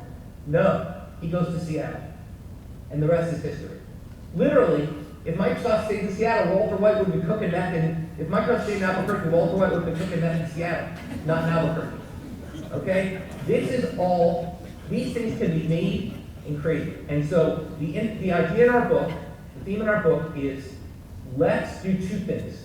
Let's invest in science in a major way. We argue the U.S. government should put a massive investment. We argue the government should aim to get back to 1% of GDP in public science, which would require investment of about $100 billion a year. Okay? And let's set up new technology hubs around the country by having a competition. Not a race to the bottom, like when you guys try to attract in your MSA, try to attract new business by giving them bigger tax breaks. But a race to the top, where we reward the place that can demonstrate they have the preconditions, like you are doing right now, to be a new cutting-edge technology hub. That's the proposal in our book. And I'm thrilled to say that proposal got the attention of people in Washington. And it's an incredible story where it basically wrote the book just like here's a pie-in-the-sky idea. And last summer, 18 months ago, I went to the bill signing for the CHIPS and Science Act, which includes $10 billion for new technology hubs, exactly the type we suggested. The first $500 million was just announced. President Biden has proposed another $4 billion in his budget. And this money would go for exactly the kind of competition we talked about. To set up a competition to allow places to demonstrate that they can become next generation technology hubs. Places like your city. Well-educated populations, great preconditions for new technology, affordable housing, good quality of life. Okay? There's no reason you can't be the next Seattle. Okay? But it's going to take a concerted investment to make people want to move there. To make, the other thing that's frustrating, Simon and I present this book all around the country. We've asked students at every university, how many of you want a job somewhere other than the 6 cities I mentioned? And at every single university, no more than 20% said yes. Not just universities on the coast, all over the country. We have to let those kids say, no, I want a job in Akron and Canton. How do we do it? By getting enough money that the jobs are there. How do we do that? By jump-starting the cities with this kind of government investment. So I'm really pleased that the CHIPS and Science Act passed. It did not, while it listened to one admonition in our book, it did not listen to another. It included only a very minor increase. We're talking about the NSF. It included a significant, but not really significant enough increase in science funding for both for NSF and DOE primarily. So they're very significant. To be fair, it's the most significant increase in science funding since the Clinton administration. So it's the most significant increase in science funding in 20 years.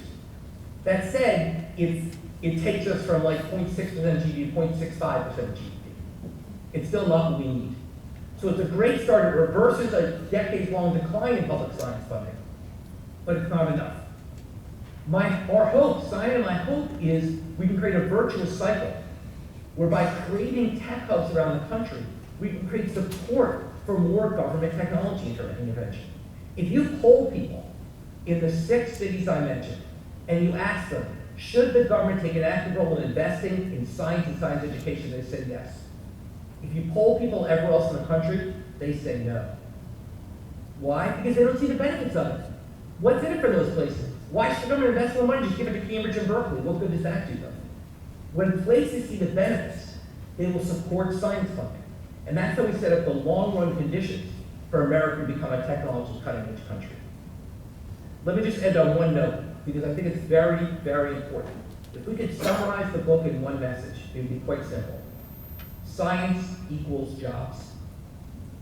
People do not realize that the investments in science will yield jobs. Let me end with a story that I think is really my Orlando story is fair, my second favorite story in the book, which is in the mid-1980s, Walter Gilbert, who's one of the people who won the Nobel Prize for learning how to sequence the genome, suggested that he'd like to start a private company to sequence the human genome. He needed $10 million to start up that company.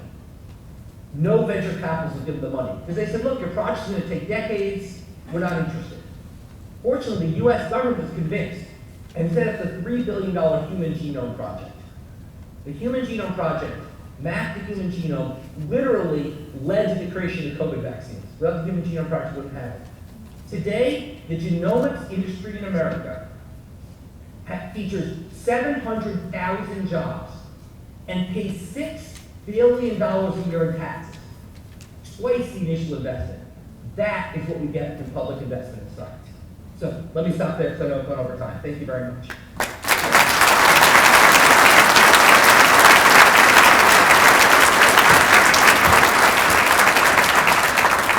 Fantastic. Thank you, Dr. Gruber.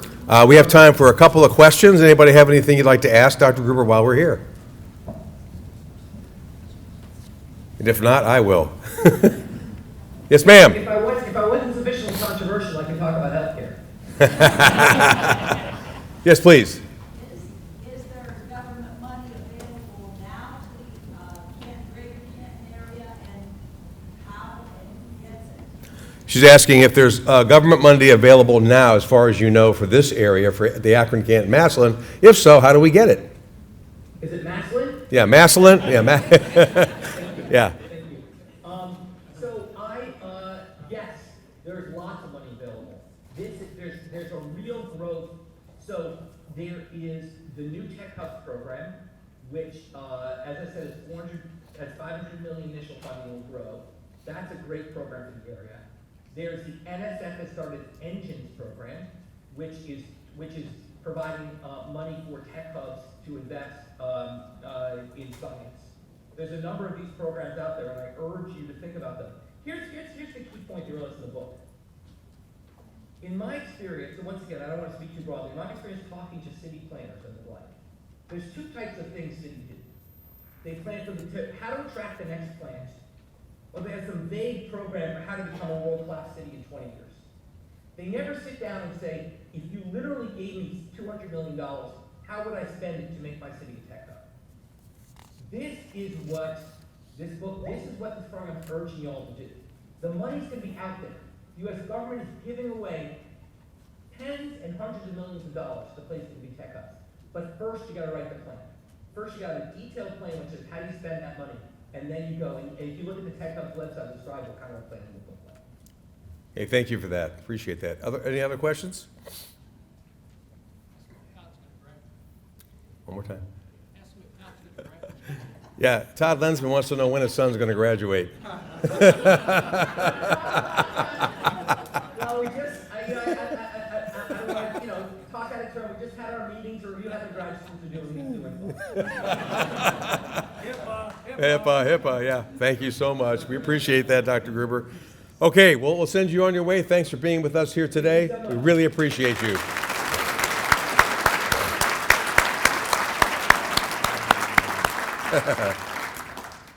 So one last thing to do yet today. We have our friends from Shimadzu here. I want to read this very quickly, and we'll wrap up our day. So in 2020, due to the efforts of Dr. Dan Passerini of Walsh and Ms. Heather Juzwa of Shimadzu and a few other folks, and the support of the Timken Foundation, the Stark County Foundation, and the Hoover Foundation, Walsh was the recipient of a Spark grant that led to $1.2 million worth of advanced analytical equipment that we are currently using on a regular basis.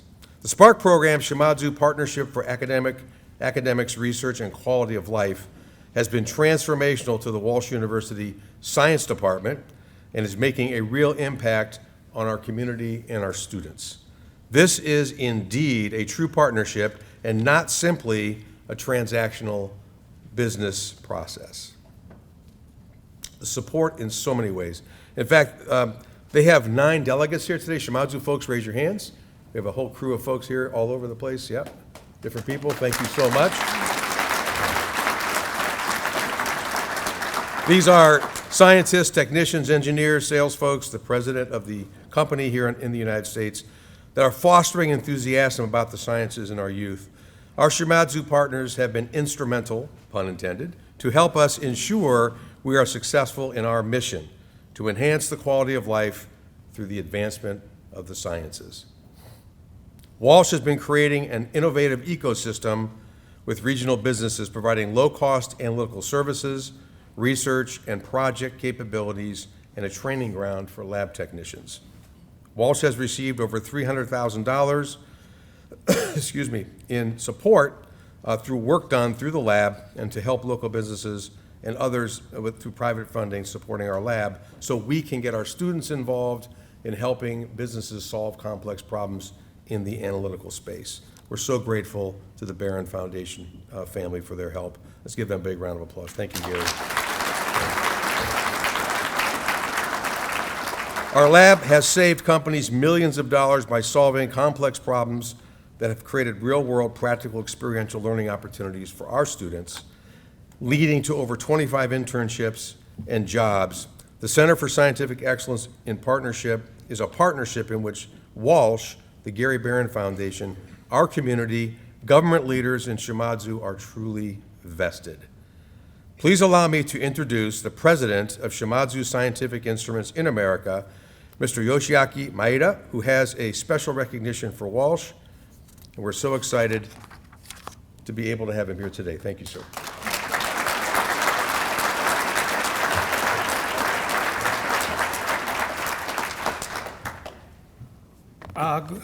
Good afternoon, everyone. My name is Yoshiaki Maeda. I'm a president of Shimazu Scientific Instruments in Columbia, Maryland, from 2020 April. So, to be honest, this is the second time visit here. I'm very excited and very happy to attend this meeting. So first, I would like to express my appreciation to Walsh University members for hospitality of today.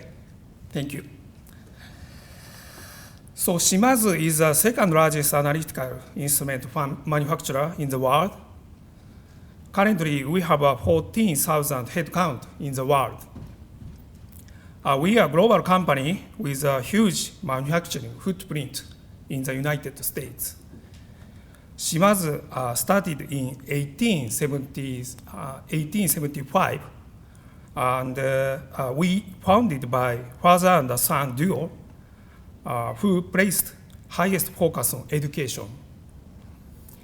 In recent years, this has taken the form of Spark Partnership, or Shimazu Partnership for Academics, Research, and Quality of Life. Our Spark grants include outfitting teaching laboratories with world-class instrumentation to train future generation of scientists. We are highly selective about our Spark partner selections, and enhancing the quality of life is a huge piece of this. Several years ago, we selected Walsh as a partner because Walsh provides its students higher education that fosters critical thinking, effective communication, spiritual growth, and personal and professional development. It is clear Walsh University is dedicated to educating its students to solve complex real-world problems and become leaders in service to others through their value-based education. Walsh has been exemplary Spark partner in every way. We watched students take part in crucial projects in microplastics and tire degradation. Just last month, we hosted an impressive group of students at our office in Columbia, Maryland, for their enrichment week. Everyone who encountered the students was incredibly impressed at their integrity and dedication to excellence in faith and service. We are pleased to announce today that Shimazu is committed to Spark 2 at Walsh University to build on our shared vision using our complementary strengths. We present this plaque in recognition of outstanding achievement as a Spark partner and for demonstrating exemplary service to community. Walsh embodies enhancing the quality of life through the advancement of science. We thank Walsh for the hospitality and the congratulations today.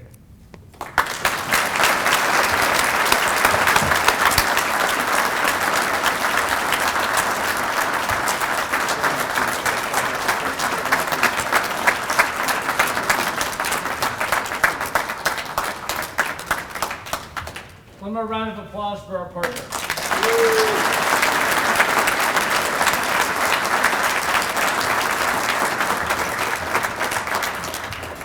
Can I just ask the Spark team to just stand up rather than raise your hand? Let's just see where you all are.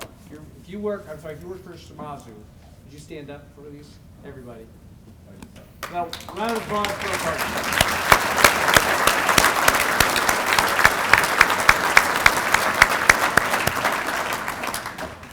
Thank you, Maeda-san. We appreciate you and your team, all the things you do for us. Well, we've come to the end of our day. Just so delighted to be able to spend time with everyone today. Hopefully you had a chance to network, meet some new friends, connect more in the community with the people that are here today, and most importantly, I hope you have a chance to understand what we are doing as a university to be a resource to our community. We're just absolutely committed to making sure our students become a resource, that we, as an existing university, can do more to help our community thrive. That's what we're all about. So I really want to thank everyone for being here. We have a few housekeeping things to make sure you're aware of. So when we wrap up today, we have time. We have an innovation challenge starting at 3 p.m., which will be over in the Global Learning Center. We have 10 businesses have come in to pitch their businesses to a panel of experts. It should be amazing. This was the brainchild of Dr. Joe Bauer and Dr. Dan Passerini. It's a new experiment for us this year. We invite you all to come over and be part of that. There will be dessert to lure you there. It should be fun. So please do that. We also have time in here right now to network. You can use this room, the St. Martha's room. We have folks going over there for some photographs and for some videos. So if you have any clothing or satchels or anything else in the St. Martha's room, which is right across the hall, please retrieve that now so we don't interrupt the folks who are doing the videos, okay? That's an important piece of that for right now. Mike, just to be clear, you cannot use St. Martha's. That's correct. Don't go in there. Go in there just to get your stuff out and then stay out of there for now, because the folks are going to be doing some critical videos. And then lastly, we'll be announcing at some point next year's Innovation Science and Technology Day. The date's not set yet, but you'll be hearing about that. We certainly invite you back again. Each year will be a little bit different. It's a way for us to showcase who we are and to get to know you even better. The really cool thing for me this year was many of the people who've come for the last 2 years we're now friends. We now know each other well enough to be able to actually have great conversations. Okay, we are done. Thank you very much. We appreciate that. I think we're on time, Dr. Collins. Yes? Swords up! Enjoy.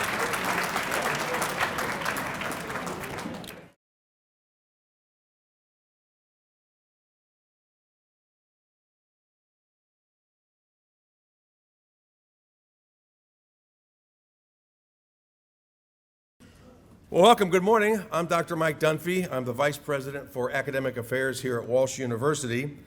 I'm so delighted to see about 240 students from 12 different schools with teachers, and you're here to celebrate the sciences. I'm also a biochemist, so to me the sciences are at the core of my heart, and I really enjoy that. So thank you for coming. We really appreciate you being part of this. Today we're going to be exploring the sciences and technology as you also get a chance to explore Walsh University. So let me introduce Ms. Rebecca Coneglio, our Vice President for Enrollment Management, and she'll talk more about that exploration. Rebecca? Thank you, Dr. Dunphy. And we are so excited to have you here at Cav Nation, representing schools from all over Stark County. We're so excited to have you on our campus, but I do again want to thank your school's administration, your superintendents, principals, teachers, anyone who was able to kind of get you here to campus to celebrate the sciences. So Walsh University, you will be able to take a sneak peek into our labs, our classrooms, meet our really talented faculty, our exceptional students, and our super caring staff. And there's so much to explore on our campus. So again, we'll be looking at the sciences, but just so you know, here at Walsh University, we do offer so many different programs in all different types of disciplines that we welcome you to explore today or in the future. We also have a lot of extracurricular activities. We spend a lot of time really concentrating on experiential learning here. We know that learning really does transcend the classroom, so that looks like areas in Study Beyond, so global learning opportunities. We have over 22 different athletic programs, NCAA athletic programs just added 2 this year in sprint and stunt. We have excellent, again, extracurricular activities that range from band and choir, campus ministry, different groups and organizations to support your interest. So again, we welcome you to explore our campus today or in the future. Just let us know. And again, we hope you enjoy your time here at Science Day. Thank you.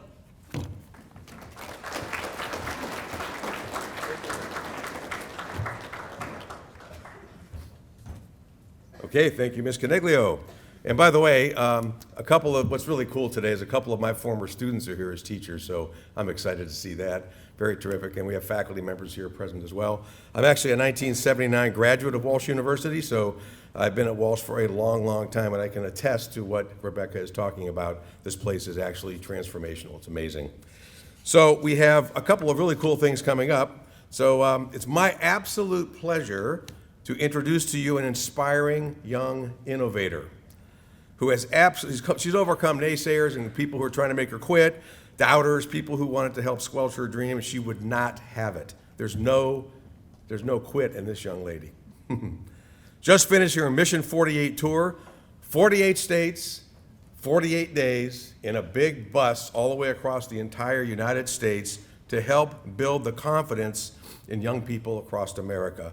I am proud to introduce the president and CEO of mp4 and Mission 48, Miss Kelsey Lensman. We have a video up for her first.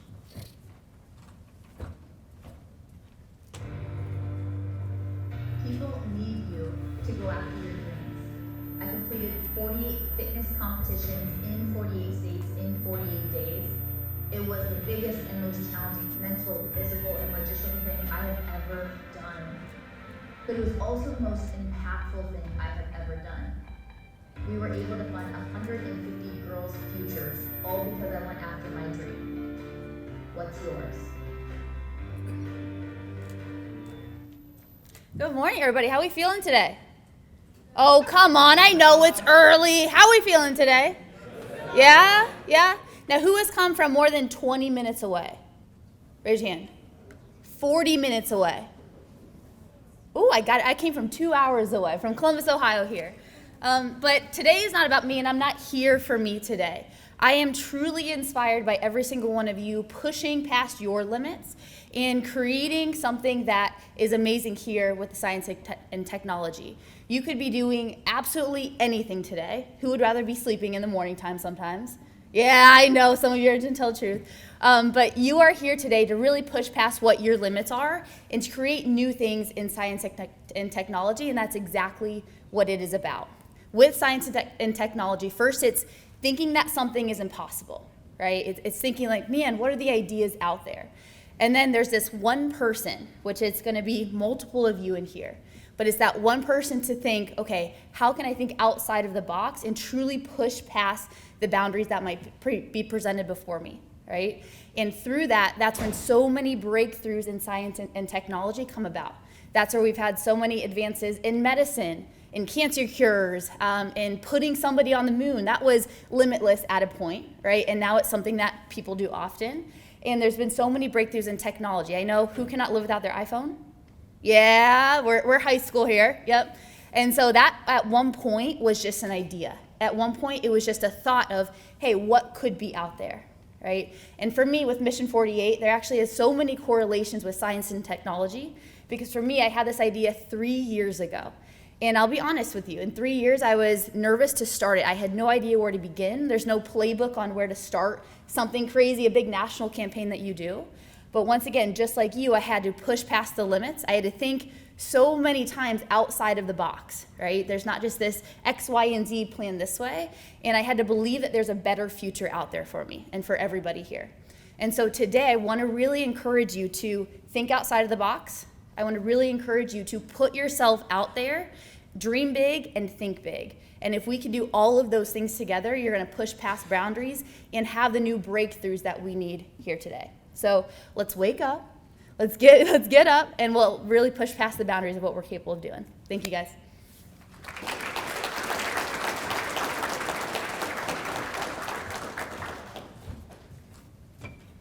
Thank you, Kelsey. I did want to emphasize this point with all of you.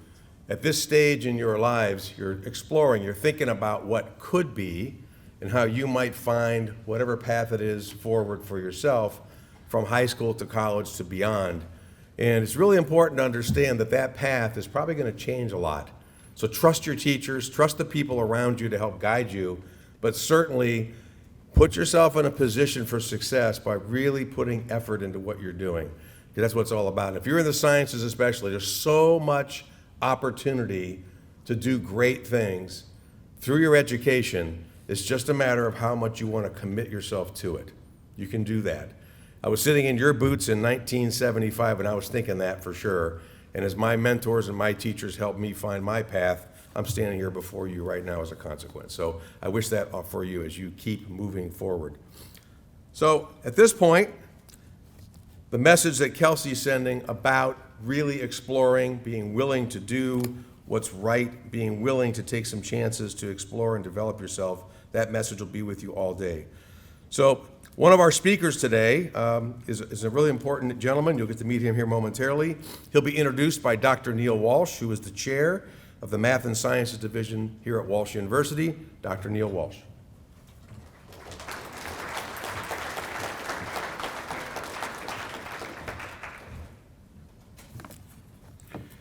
As a member of the executive leadership team at the NSF, Dr. James L. Moore III is the Assistant Director for the Directorate for STEM Education, which supports science, technology, engineering, and mathematics, projects focusing on K through 12 education, undergraduate and graduate education, workforce and human resource development, and learning in formal and informal settings.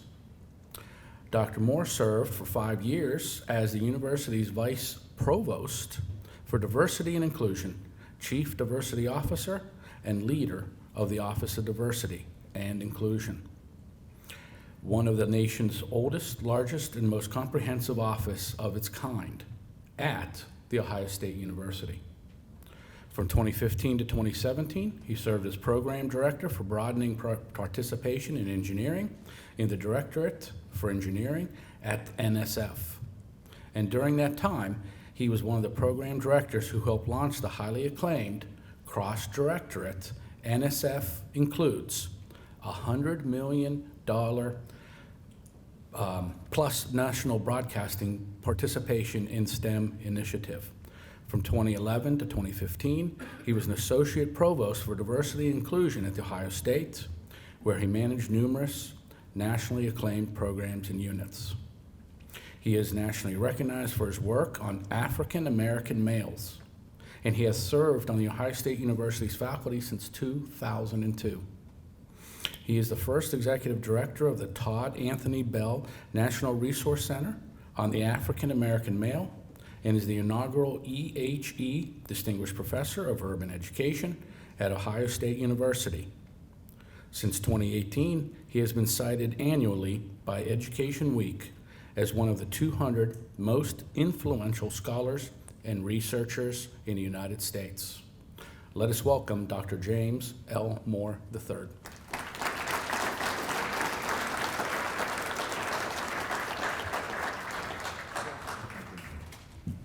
Good morning.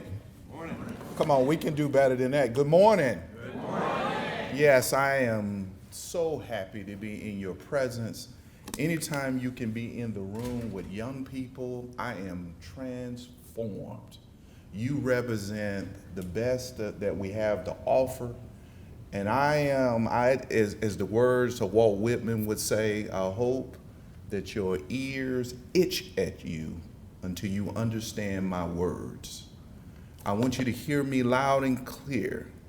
You're important to moving us among the leaders in STEM across this nation. Each and every generation makes its mark in the world, and you all will make your mark. And some of you all right now, I can see your muse metaphorically. Some of you already know the path that you want to take, and some are still undecided.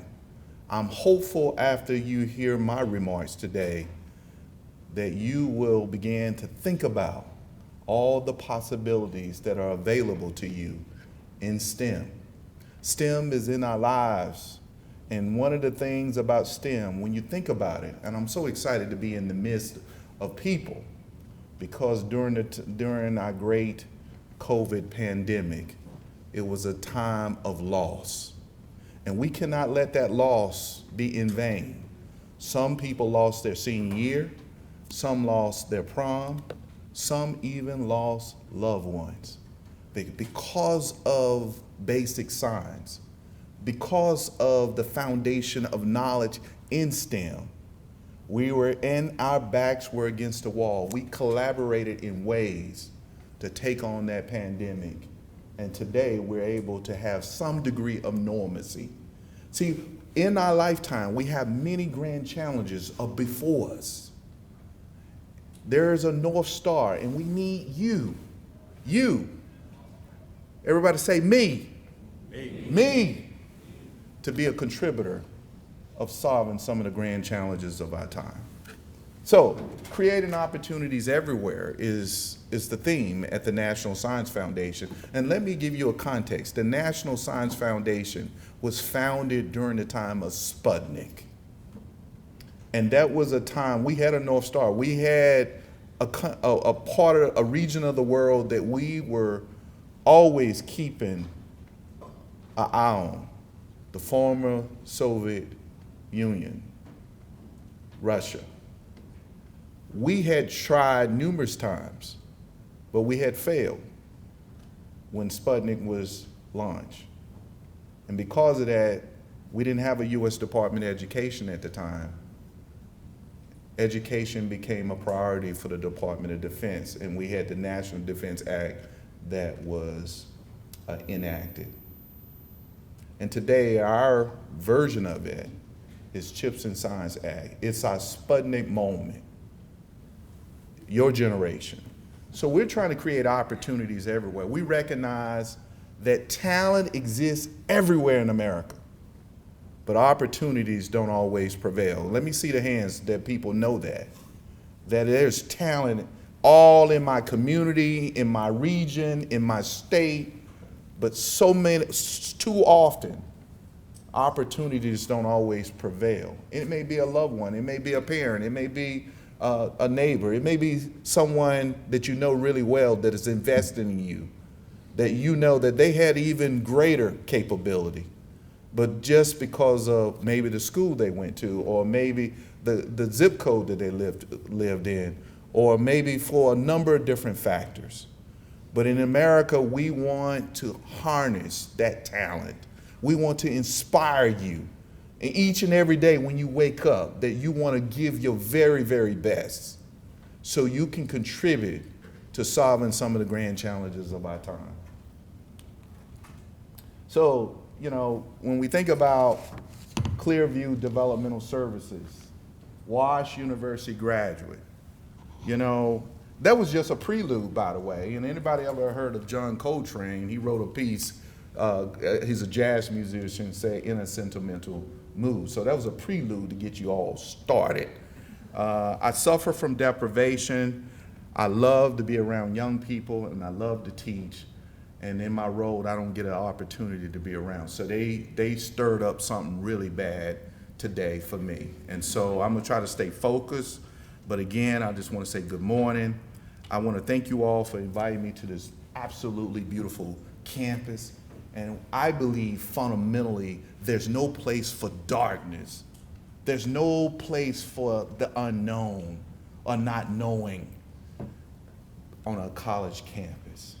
Almost anything you can imagine and you can conceive with your mind is probably going on. And I heard our beloved colleague talked about 1975. I'm sure in his mind, even though like me, when I go, I don't look the same, I can't walk the same, and of course my wife reminds me I don't look the same.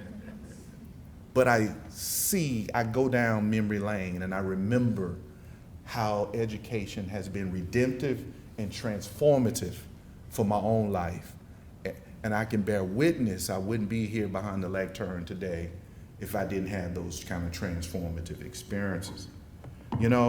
As I said, I'm excited to be among the future leaders of industry, whether it be in business, communication, and to be a major that is fairly new to me, game development. Game development is new, and it's something that you all may want to consider to be engaged in.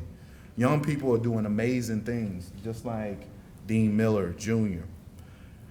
That is clear when you see the work you all are doing around the nation, including here at our beloved Wash University. I hope that you will take the time to look behind the curtain and see all the possibilities that are available to you at this institution.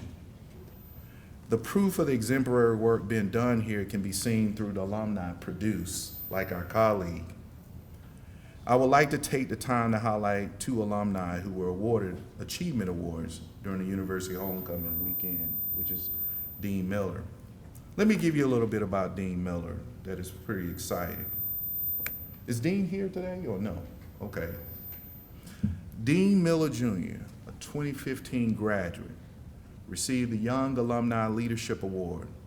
Miller is Chief Executive Officer of Clearview DSI, a dream developed while pursuing his business management degree at the university. Initially, Clearview DSI's mission was to provide transportation to people with disabilities to ensure that they had access to the same opportunities Miller was able to take advantage of.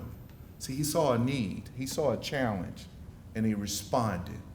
If you really look at the mission of this institution, it is a service, but not only that, it has a rich history of producing excellence that go forth in society and do amazing things. That has your name on it. There is more that you can give, and you don't even know it. But as you live and progress in life and come in contact as your social capital in life through experiences and the people you come in contact with, you're gonna see things in your life that you say, how did I get here? And it wasn't by chance, because they have a formula at an institution like Walsh University. From there, initiatives grew from curating outings for participants to the development of a VOCA program that offers training to adults with disabilities. I want to highlight another awardee, Kylie Marie Dawson. The next awardee, she graduated from the university in 2013. Dawson received the Professional Achievement Award and is remembered for her impressive lab work. I said impressive. Everybody say, excuse me, impressive. See, you have an opportunity to carve out and curate the story and the legacy of the name that your family gave you. No one else. You have it. And she carved out her story. After receiving her bachelor's degree in biology with a minor in chemistry and an emphasis on theology, she was magna cum laude, and she graduated in 3 years. She continued on to Kansas City University of Medicine in biosciences, where she also graduated magna cum laude with a doctorate in osteopathic medicine. After 3 years of internal medicine residency at the University of Pittsburgh, Dawson dedicated all her time to patient care and rheumatology research. Unfortunately, weeks after passing the American Board of Internal Medicine examination, finally fulfilling her dream of becoming a board-certified internal medicine physician, she found out that she had cystic fibrosis. Dawson's life is a testament to loving what you do and taking that time to that love and changing the world around you. Let us serve as an inspiration to us all. These alumni illustrate what happens. Alumni illustrate what happens when you invest in yourself and your community. The quality of life is just not how happy we can be, but the legacy we create. See, we're really important. It's important for you not only to be excellent in your chosen craft, but for you to reach as you climb, to be an inspiration, to be a catalytic change agent. When you wake up, it's just like anyone does sports or cheerleading, some kind of extracurricular activity. You know, I'm a former student athlete, and I know Canton has a rich story history of producing great athletes who go on to Ohio State. And you know, sometimes I always say when you play football, your coach give you an inspirational speech, you feel like you can run through the wall. But I always say it doesn't have sustaining power until the game is on the line. The game is on the line right now, folks. What do I mean the game is on the line? See, right now, we're going through a time of struggle in this nation that we need to double down in our investment in our domestic talent. Talent from Canton, from Youngstown, from Toledo, even in the Appalachia region of the state. We need to cultivate and inspire. It's important for you not only to do well in your classes, it's to be an anchor, an inspiration for your peers. Because we have a North Star, and our North Star is to continue to be a global leader in innovation. This week, today, you have an opportunity to look behind the curtain and see what the possibilities, to see the things that you can explore in depth.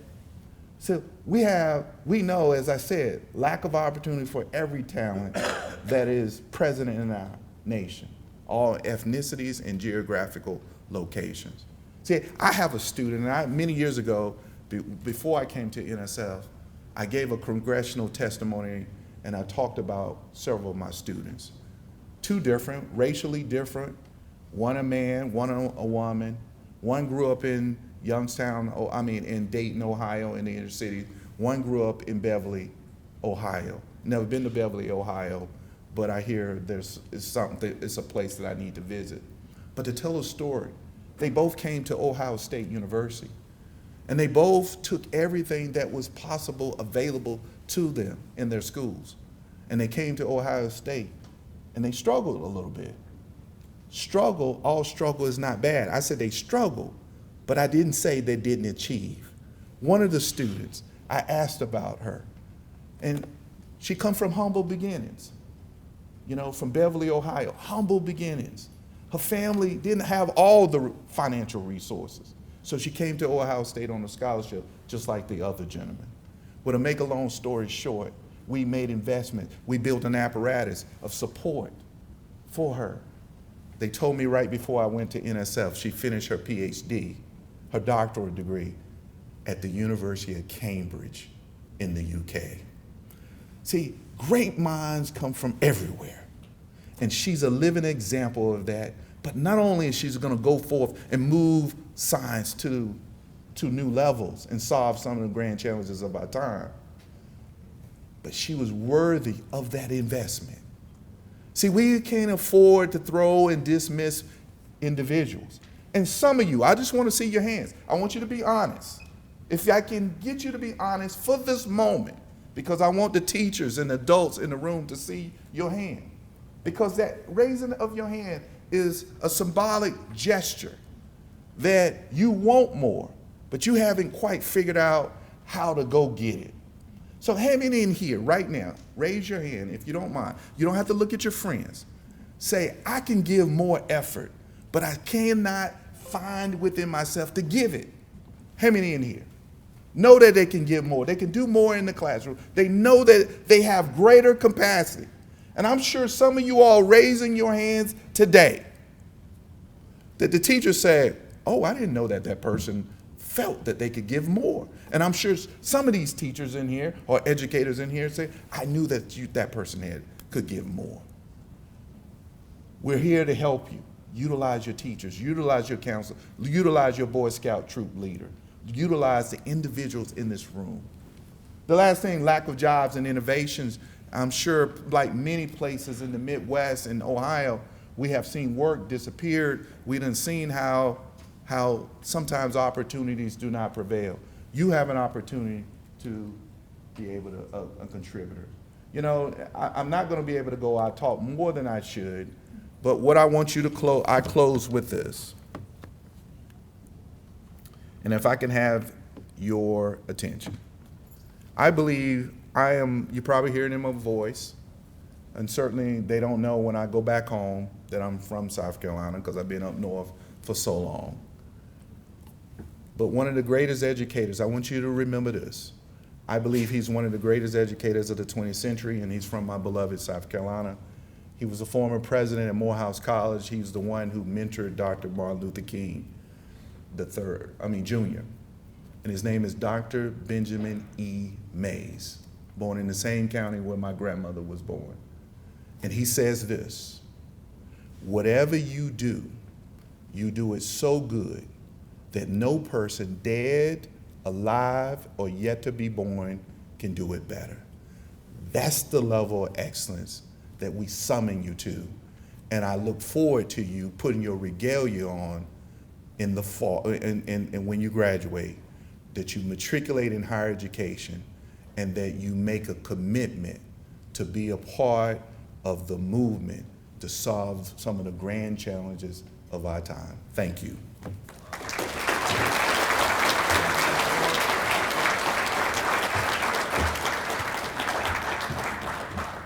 Thanks, Dr. Moore. Really appreciate the messaging. Okay, I have another speaker to bring up. But before we do that, turn to the person next to you, give them a high five, say, man, it's going to be a great day today. Yes, it is. Woo!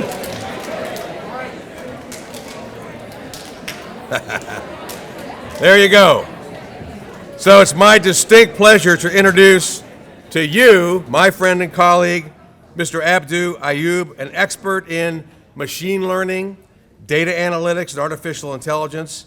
He's a senior partner with IoT Data and president and CEO of Paragon Shift, an international business consulting firm. He's going to help you see an amazing future. Abdu, it's all yours. Give a big round of applause.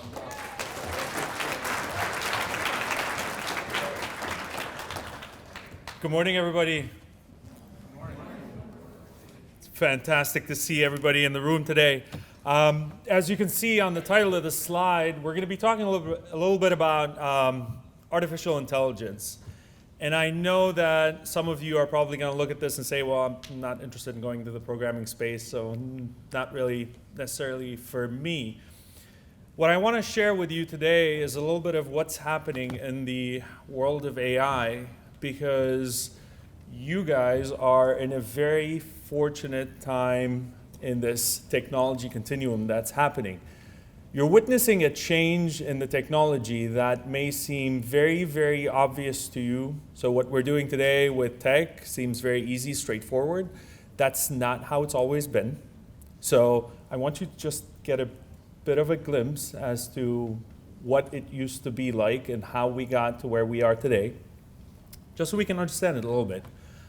And I'd like to share some stories and use cases with how AI is going to be part of your careers now that you're finishing up from high school and moving on.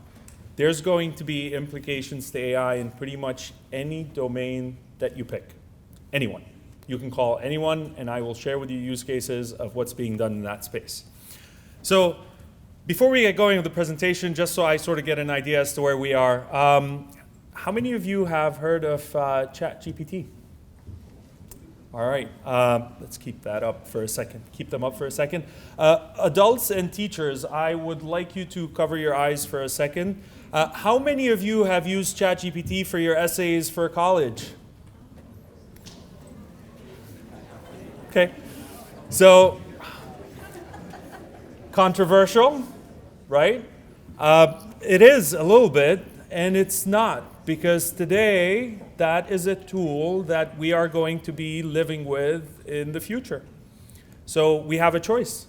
We can either choose to learn it and learn how to use it and understand what its limitations are, when can we trust it and when can we not trust it, or we can sort of just do this and say, hey, we're not going to do this.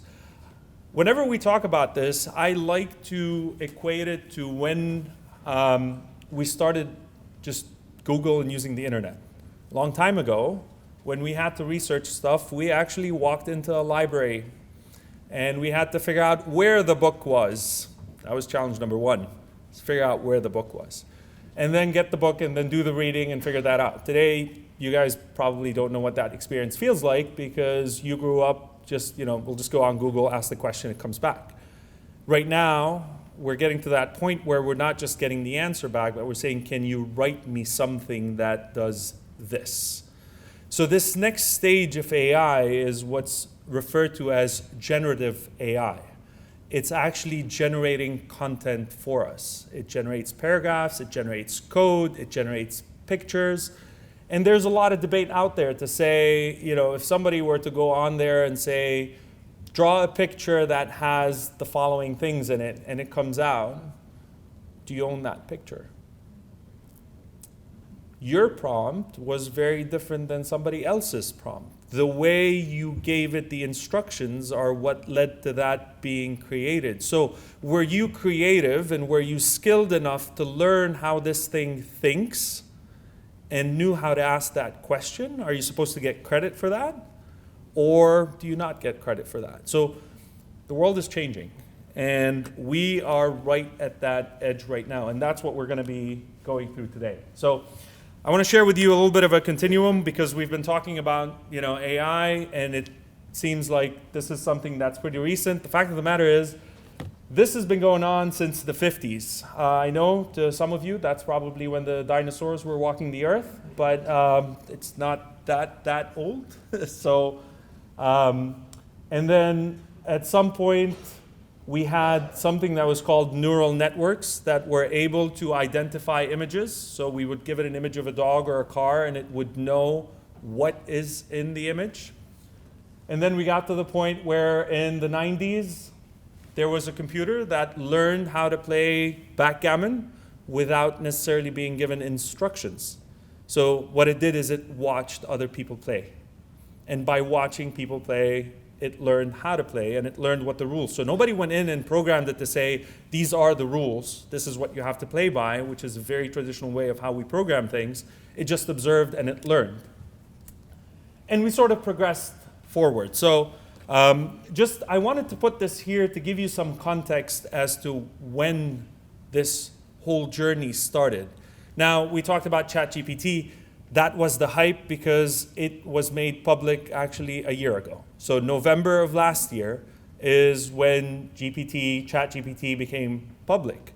And we've been talking about it, and it's been all the hype. But this thing started well over 70 years ago, okay? So why now? Why the big hype now? What has changed today that wasn't the same 15 or 20 years ago? So there's really three different things that have impacted this progression. As a matter of fact, the rate of progression. So, because you notice that we've had a progression that's been going on for a while, but the way we've been progressing, how fast we've been progressing is what's changed. We've got three things. We have access to a lot more data. We have access to a lot more compute power. And we have access to all these algorithms and tools and frameworks that are out there. So how did that change? Let's give it some context.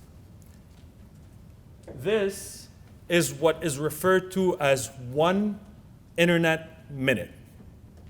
So today, if we take 60 seconds on the internet, so by the time I finish talking about this slide, there's going to be about 10 million views on Instagram. Okay? There's going to be 2.4 million Google searches. There's going to be 241 emails that are sent on the internet by the time I'm done with the slide. So that's how much data is being generated per minute. Now imagine when we're scaling that on a regular basis, and that's continuously growing. So there's a lot more data that is out there. Every time you open any of these apps, so Snapchat, Instagram, Facebook, it's not just tracking the fact that you opened it. It's tracking when you opened it, how long you were on it. Was your phone in your pocket before you opened it? Were you sitting or were you standing? Were you walking or were you driving? All this information is actually being captured. Then we get to the layer where we look at what were you looking at. And that's why you're going to see your reels will usually, when you watch something for a little bit longer on Instagram, you're going to get a bunch of that same type of content. It's because all of that is being tracked. So today we have access to a lot more data. The other thing we have access to is a lot more compute power. So, just for reference, you know how I gave you that continuum? We talked a little bit about the 50s and we said 1970. This is a hard drive from 1970. Can anybody take a guess as to how much capacity, how much you could store on this hard drive? Take a guess. Pick a number, any number. How much? Well, I'll give you a hint. It's not terabytes or gigabytes, it's megabytes. So let's start there. How many megs? 100? Yeah. So this is 250. So this is the equivalent of about 30 pictures on your phone right now. Just to sort of give you context. This whole thing is about 30 pictures on your phone. So imagine if you were a business and you needed to do all the analysis that we do today. Can you imagine how much space you needed? Forget the money. Forget the fact that you have to go to your boss and say, hey boss, we need to spend about $500,000 to $1 million to buy a lot of equipment to do this experiment. We need the space for it. Well, today we have the ability to pretty much log onto that laptop and spin up a server farm that's the size of this building in about 20 minutes. So we can get a dedicated data center for us to run an experiment in about 20 minutes. Do whatever experiment we need to for an hour, 2, 3 days, whatever it is, pay for what we use and shut the whole thing down and only have to pay for that portion of it. That has given us a whole lot of power because now you have the ability to run these experiments without the barrier of saying, oh, I need $500,000 to run this experiment. It's no longer there. The third point is the change in the algorithms and the frameworks that we have. When we had to do this experiment 10 or 15 years ago, we had to develop these algorithms from scratch a lot of times. Or you would go to a book and see what somebody did and build on it. Today, we have open libraries that are out there. Face detection, face recognition. That is something that would take 3 or 4 PhDs, a good 8 to 10 weeks to write something to do vector analysis to a face. There's an API out there today, it's called Face API, built by Microsoft. You could put it in there, you upload a picture, and it'll identify emotion, gender, sentiment, a little bit of stuff in the background, so that's already there. So all this has allowed us to progress so much faster. We don't have to go back to building things from scratch. We sort of pick up where people left off and move.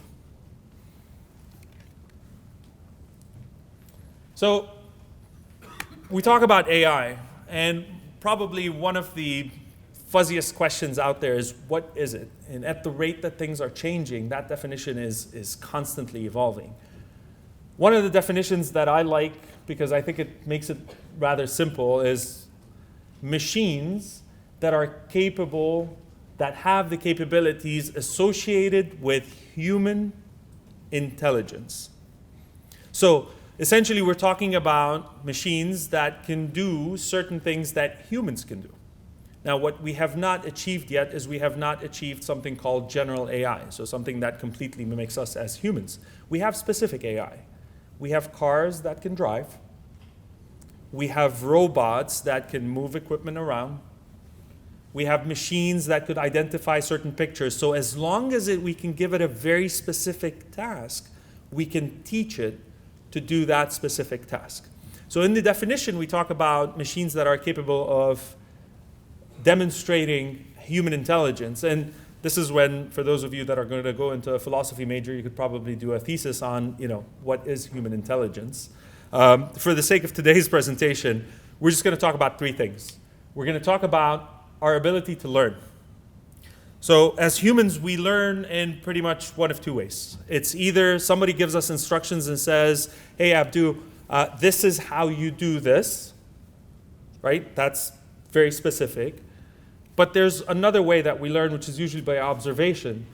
Today, if any of you grab an Xbox controller or a PlayStation controller or a Nintendo Switch, you don't read the manual about how to use that controller, right? You don't. You never do that. You just grab the controller and you start playing. There's nobody that explains to you, hey, this is how you play the game. You have to walk over here, and then you have to do this, and you have to do that. So we learn by observation, and we learn by instructions. It's the same thing when it comes to the machines. Previously, we used to program them traditionally to say, this is what I want you to do. Then we got to the point where we would show them results, and they would learn what the rules were. So the first skill is learning. The other one is perception. And perception, as humans, it's what's happening right now.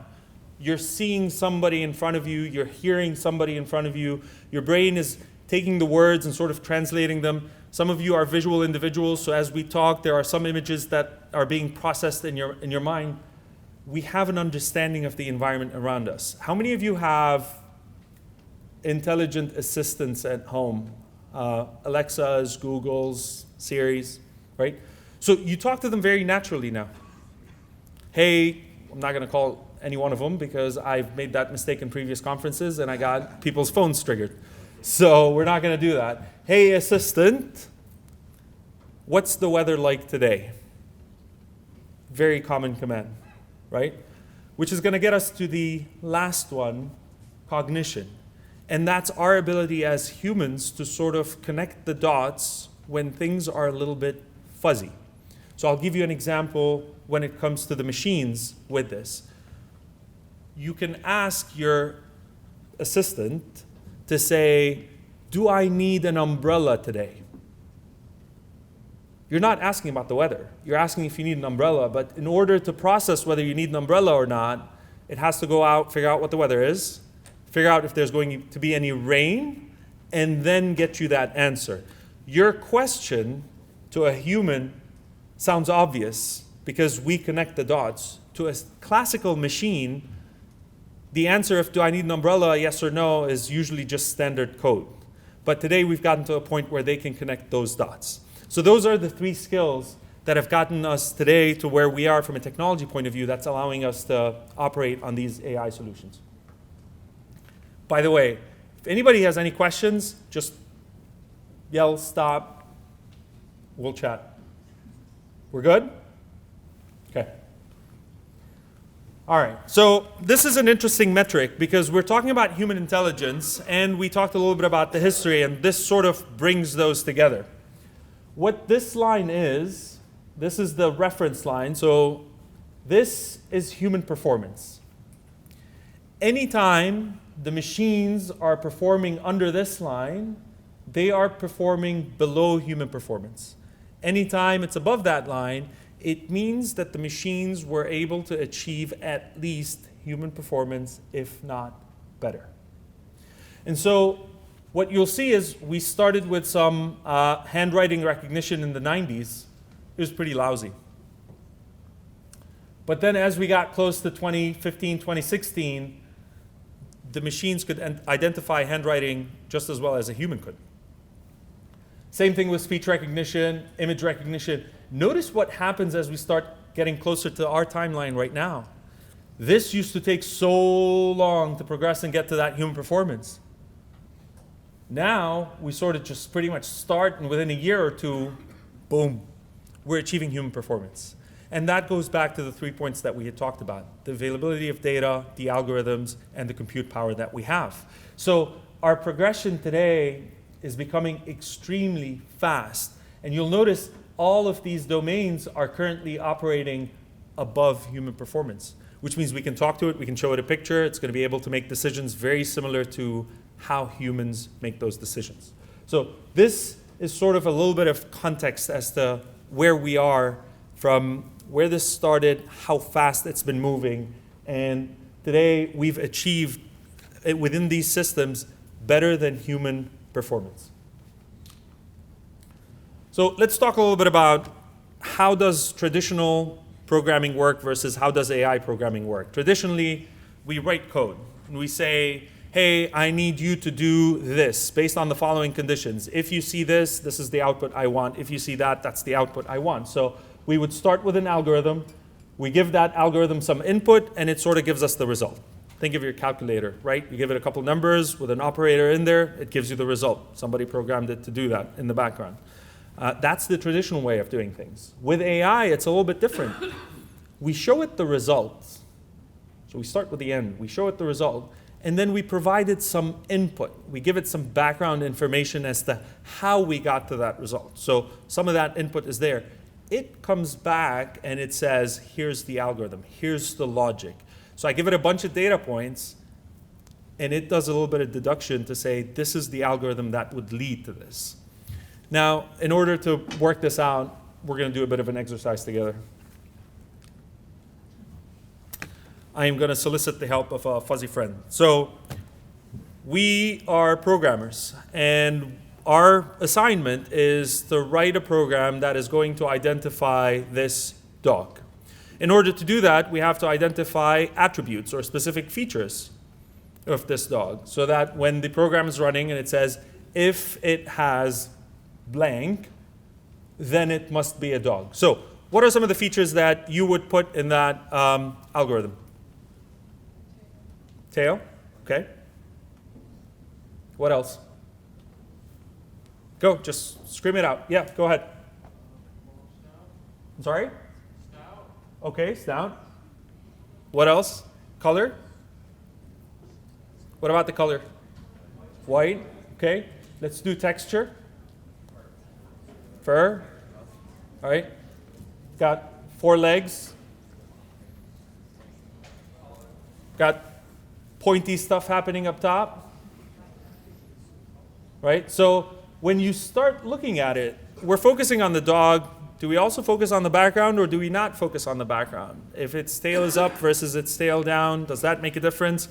So when we have to program this, there are so many rules that we're going to put in there. But we're just going to go with a few that the group mentioned. It's white, it's furry, it's got 4 legs, it's pointy, right? So we've got a dog. It's white, it's furry, it's got 4 legs, 2 pointy things happening. It must be a dog. So this is what traditional programming would have identified as a dog. The way we train AI is a little bit different. We would feed it a series of pictures, and then we would say, dog, dog, not dog, not dog. And that's how we would train it to sort of start learning what the variations of dog pictures are. This is called labeling. So we would apply labels to these pictures. So you're giving it the pictures, you're giving it the input, and it's sort of learning what a dog looks like. Let's do another exercise.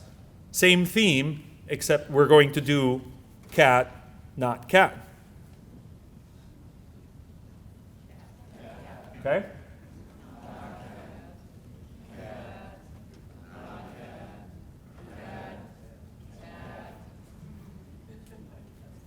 Yes? Maybe? Well, the answer is, it depends.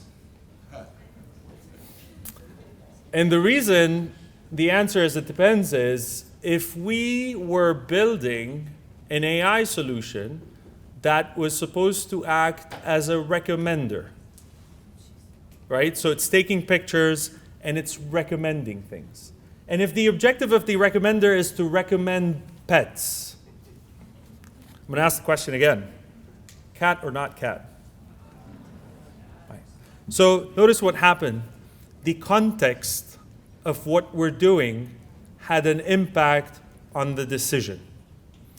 And it's the same thing that we go through, by the way, in real life. As educators, we teach, students learn. We teach for specific context. If somebody teaches you something wrong over and over and over again, you leave the high school, you're out in society, you're going to call it incorrectly, right? Because the teaching was incorrect. So it's very dependent on how we teach these machines. And how we teach them is dependent on the context. So one message I want to make sure that we sort of hang on to: the value of the data science is limited by the value of the decisions being impacted. So when it comes to AI, I'm going to go back to the first example that we talked about, which, your high school or your essays. When we're going to get content from these things, how far we scrutinize them is going to be dependent on how important that decision is. So if you ask it to generate some content just for fun, it's one thing. You're probably going to read it diagonally and not care what's going on. If you're submitting it as a paper, you should probably spend a little bit more time on it and check and see if the facts are there. So the decision is very, very dependent on the context that we're in. So I promised you I would share a few use cases with you. AI is being used very heavily in the medical space. What you're looking at here are pictures of a chest x-ray. Interestingly enough, the AI identified the picture on the right with 100% confidence that this is a chest x-ray. The neat thing about these machines that I really like is whenever they make a decision, and this is one thing that they do much, much better than humans, because as humans, when I make a decision and somebody says, Dr. Moore says, so how confident are you about this? I'd say, well, I'm about 60% confident, or I'm about 90% confident. We don't really have a way to quantify that. It's very much gut feeling. With machines, it's not gut feeling, it's actual science. So when it says, here's my assessment, and I am 87.5% confident, it's 87.5% confident. So in this case, it's 100% confident this is a chest x-ray. As humans, what we look at is you'll probably see, we've got lungs, we've got ribs and a spine. That's how our brain is processing that this is chest x-ray. The way the AI did that was actually not how we do it. It looked at something else. When patients were going in for the x-ray, they had probes connected to them. And it sort of focused on the probes that are on the top. And that's how it understood when somebody's getting a leg x-ray versus a chest x-ray. Leg x-rays didn't have these probes in them. The chest x-rays did. So from an AI point of view, it processed its decision very different than we did as humans. We focused on the ribs and the spine. It actually used something else. The picture on the left tells you where the focal points were. So where was the AI looking when it made that decision? Another use case that came out last year, which was very, very interesting, is they fed AI a bunch of pictures. And in the images of the patients, there was nothing that would indicate race. So if a human were to look at that picture, there was no way for a human to be able to identify race. However, the AI was able to identify the patient's self-declared race according to their charts, just by looking at the images. So it was able to identify patterns in the data that we as humans were not able to identify. And this is where it's beginning to exceed human performance. Now, that's the good side of the story. On the flip side of it, not all the stories are very nice and rosy and butterflies. MIT student, computer science major, focusing on AI, uploaded her picture, July of this year, by the way, this is pretty recent, and asked the AI to make it more professional. So what did it do? Gave her blue eyes, and it lightened the skin. And that's because based on the images that the AI was taught, the training data set that it was given, those were the features based on the set that it was given at that time. So it's important for us to keep an eye on what these AI solutions are doing and not to take the results for granted. Okay? We have to be able to scrutinize them. So the last couple slides I want to share with you is, these are the common questions we get. How can we be better equipped for what's coming? Because it's coming. As a matter of fact, it's here. There's a lot more that's going to be coming. So how can we be better equipped? Understand it. And I don't expect you all to go into the computer science major and programming and to know the building blocks of it. That's not the intent. But a session like today's session, just to give us a general understanding of what's going on, be aware of what this is about. Just have a general understanding of what it can and cannot do.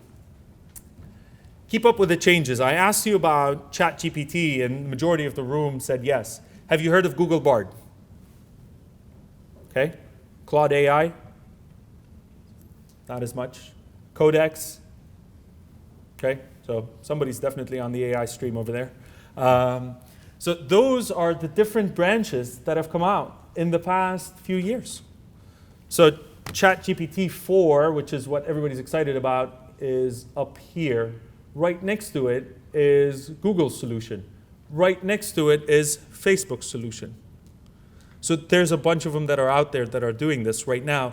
They don't all operate the same, depending on what you want to do. Some are much better than others. Google's fantastic if you're doing research. GPT is great if you're doing summarization or if you're doing content generation. Codex writes code. You can actually just plain English say, I need you to write me code that does this in this specific language. It writes code. So there's a lot that's happening in the space. Just be aware. You don't need to become experts. Be aware that it's there. Explore AI in your field. And I started out with this at the beginning. There is an AI application in every single domain that is out there. So we talk about the sciences, we talk about marketing. Some of you might say, you know what, I really don't want to do any of that stuff. I would like to become a TikTok celebrity. That's fair. Guess what? There are AI solutions for that. Because to become a TikTok celebrity, you need to be able to generate content. You need somebody to help you with the ideas for the content. You need to be able to edit your videos. There are solutions that help you edit the videos. You're going to have to do voiceover on your videos. There are solutions that do voiceover on the videos. So even if we go as far as that, there are AI solutions for it. So stay up to date, explore your field. Recognize the potential for automation. There will be automation, so just understand that it's coming. Do not resist it, but rather embrace it and figure out how you're going to use it to your advantage. This, to me, is probably the most critical one. Develop critical thinking. Ask why. Ask, is this correct? Does this make sense? Do the results make sense? We don't want to take these things for granted. These prompts will give you back whatever they've been given. So if the couple hundred of us in the room log on to ChatGPT right now and start giving it prompts to say, the sky is green, the sky is green, and all of us say the sky is green, the next time somebody asks, what's the color of the sky? It's probably going to say, the sky is green. That is known as prompt poisoning. It is a thing, and this is the new method of hacking. So be very critical of the results that you get. This is often referred to as magic because we've got these boxes that we just put our wishes in them and they give us the results back. The only thing that I would ask of you is wish responsibly. So when you do put these asks in these boxes, wish responsibly. Okay? So that's that. That's got my contact info on here. I'd love to continue the conversation. If any of you would like to chat about AI, analytics, data, I'd love to chat. So that's straight to the LinkedIn. It'll create a contact card on your phone. Feel free to reach out. All right? So if you have any questions, let me know. That's my presentation for the morning. That's what I wanted to share with you about AI.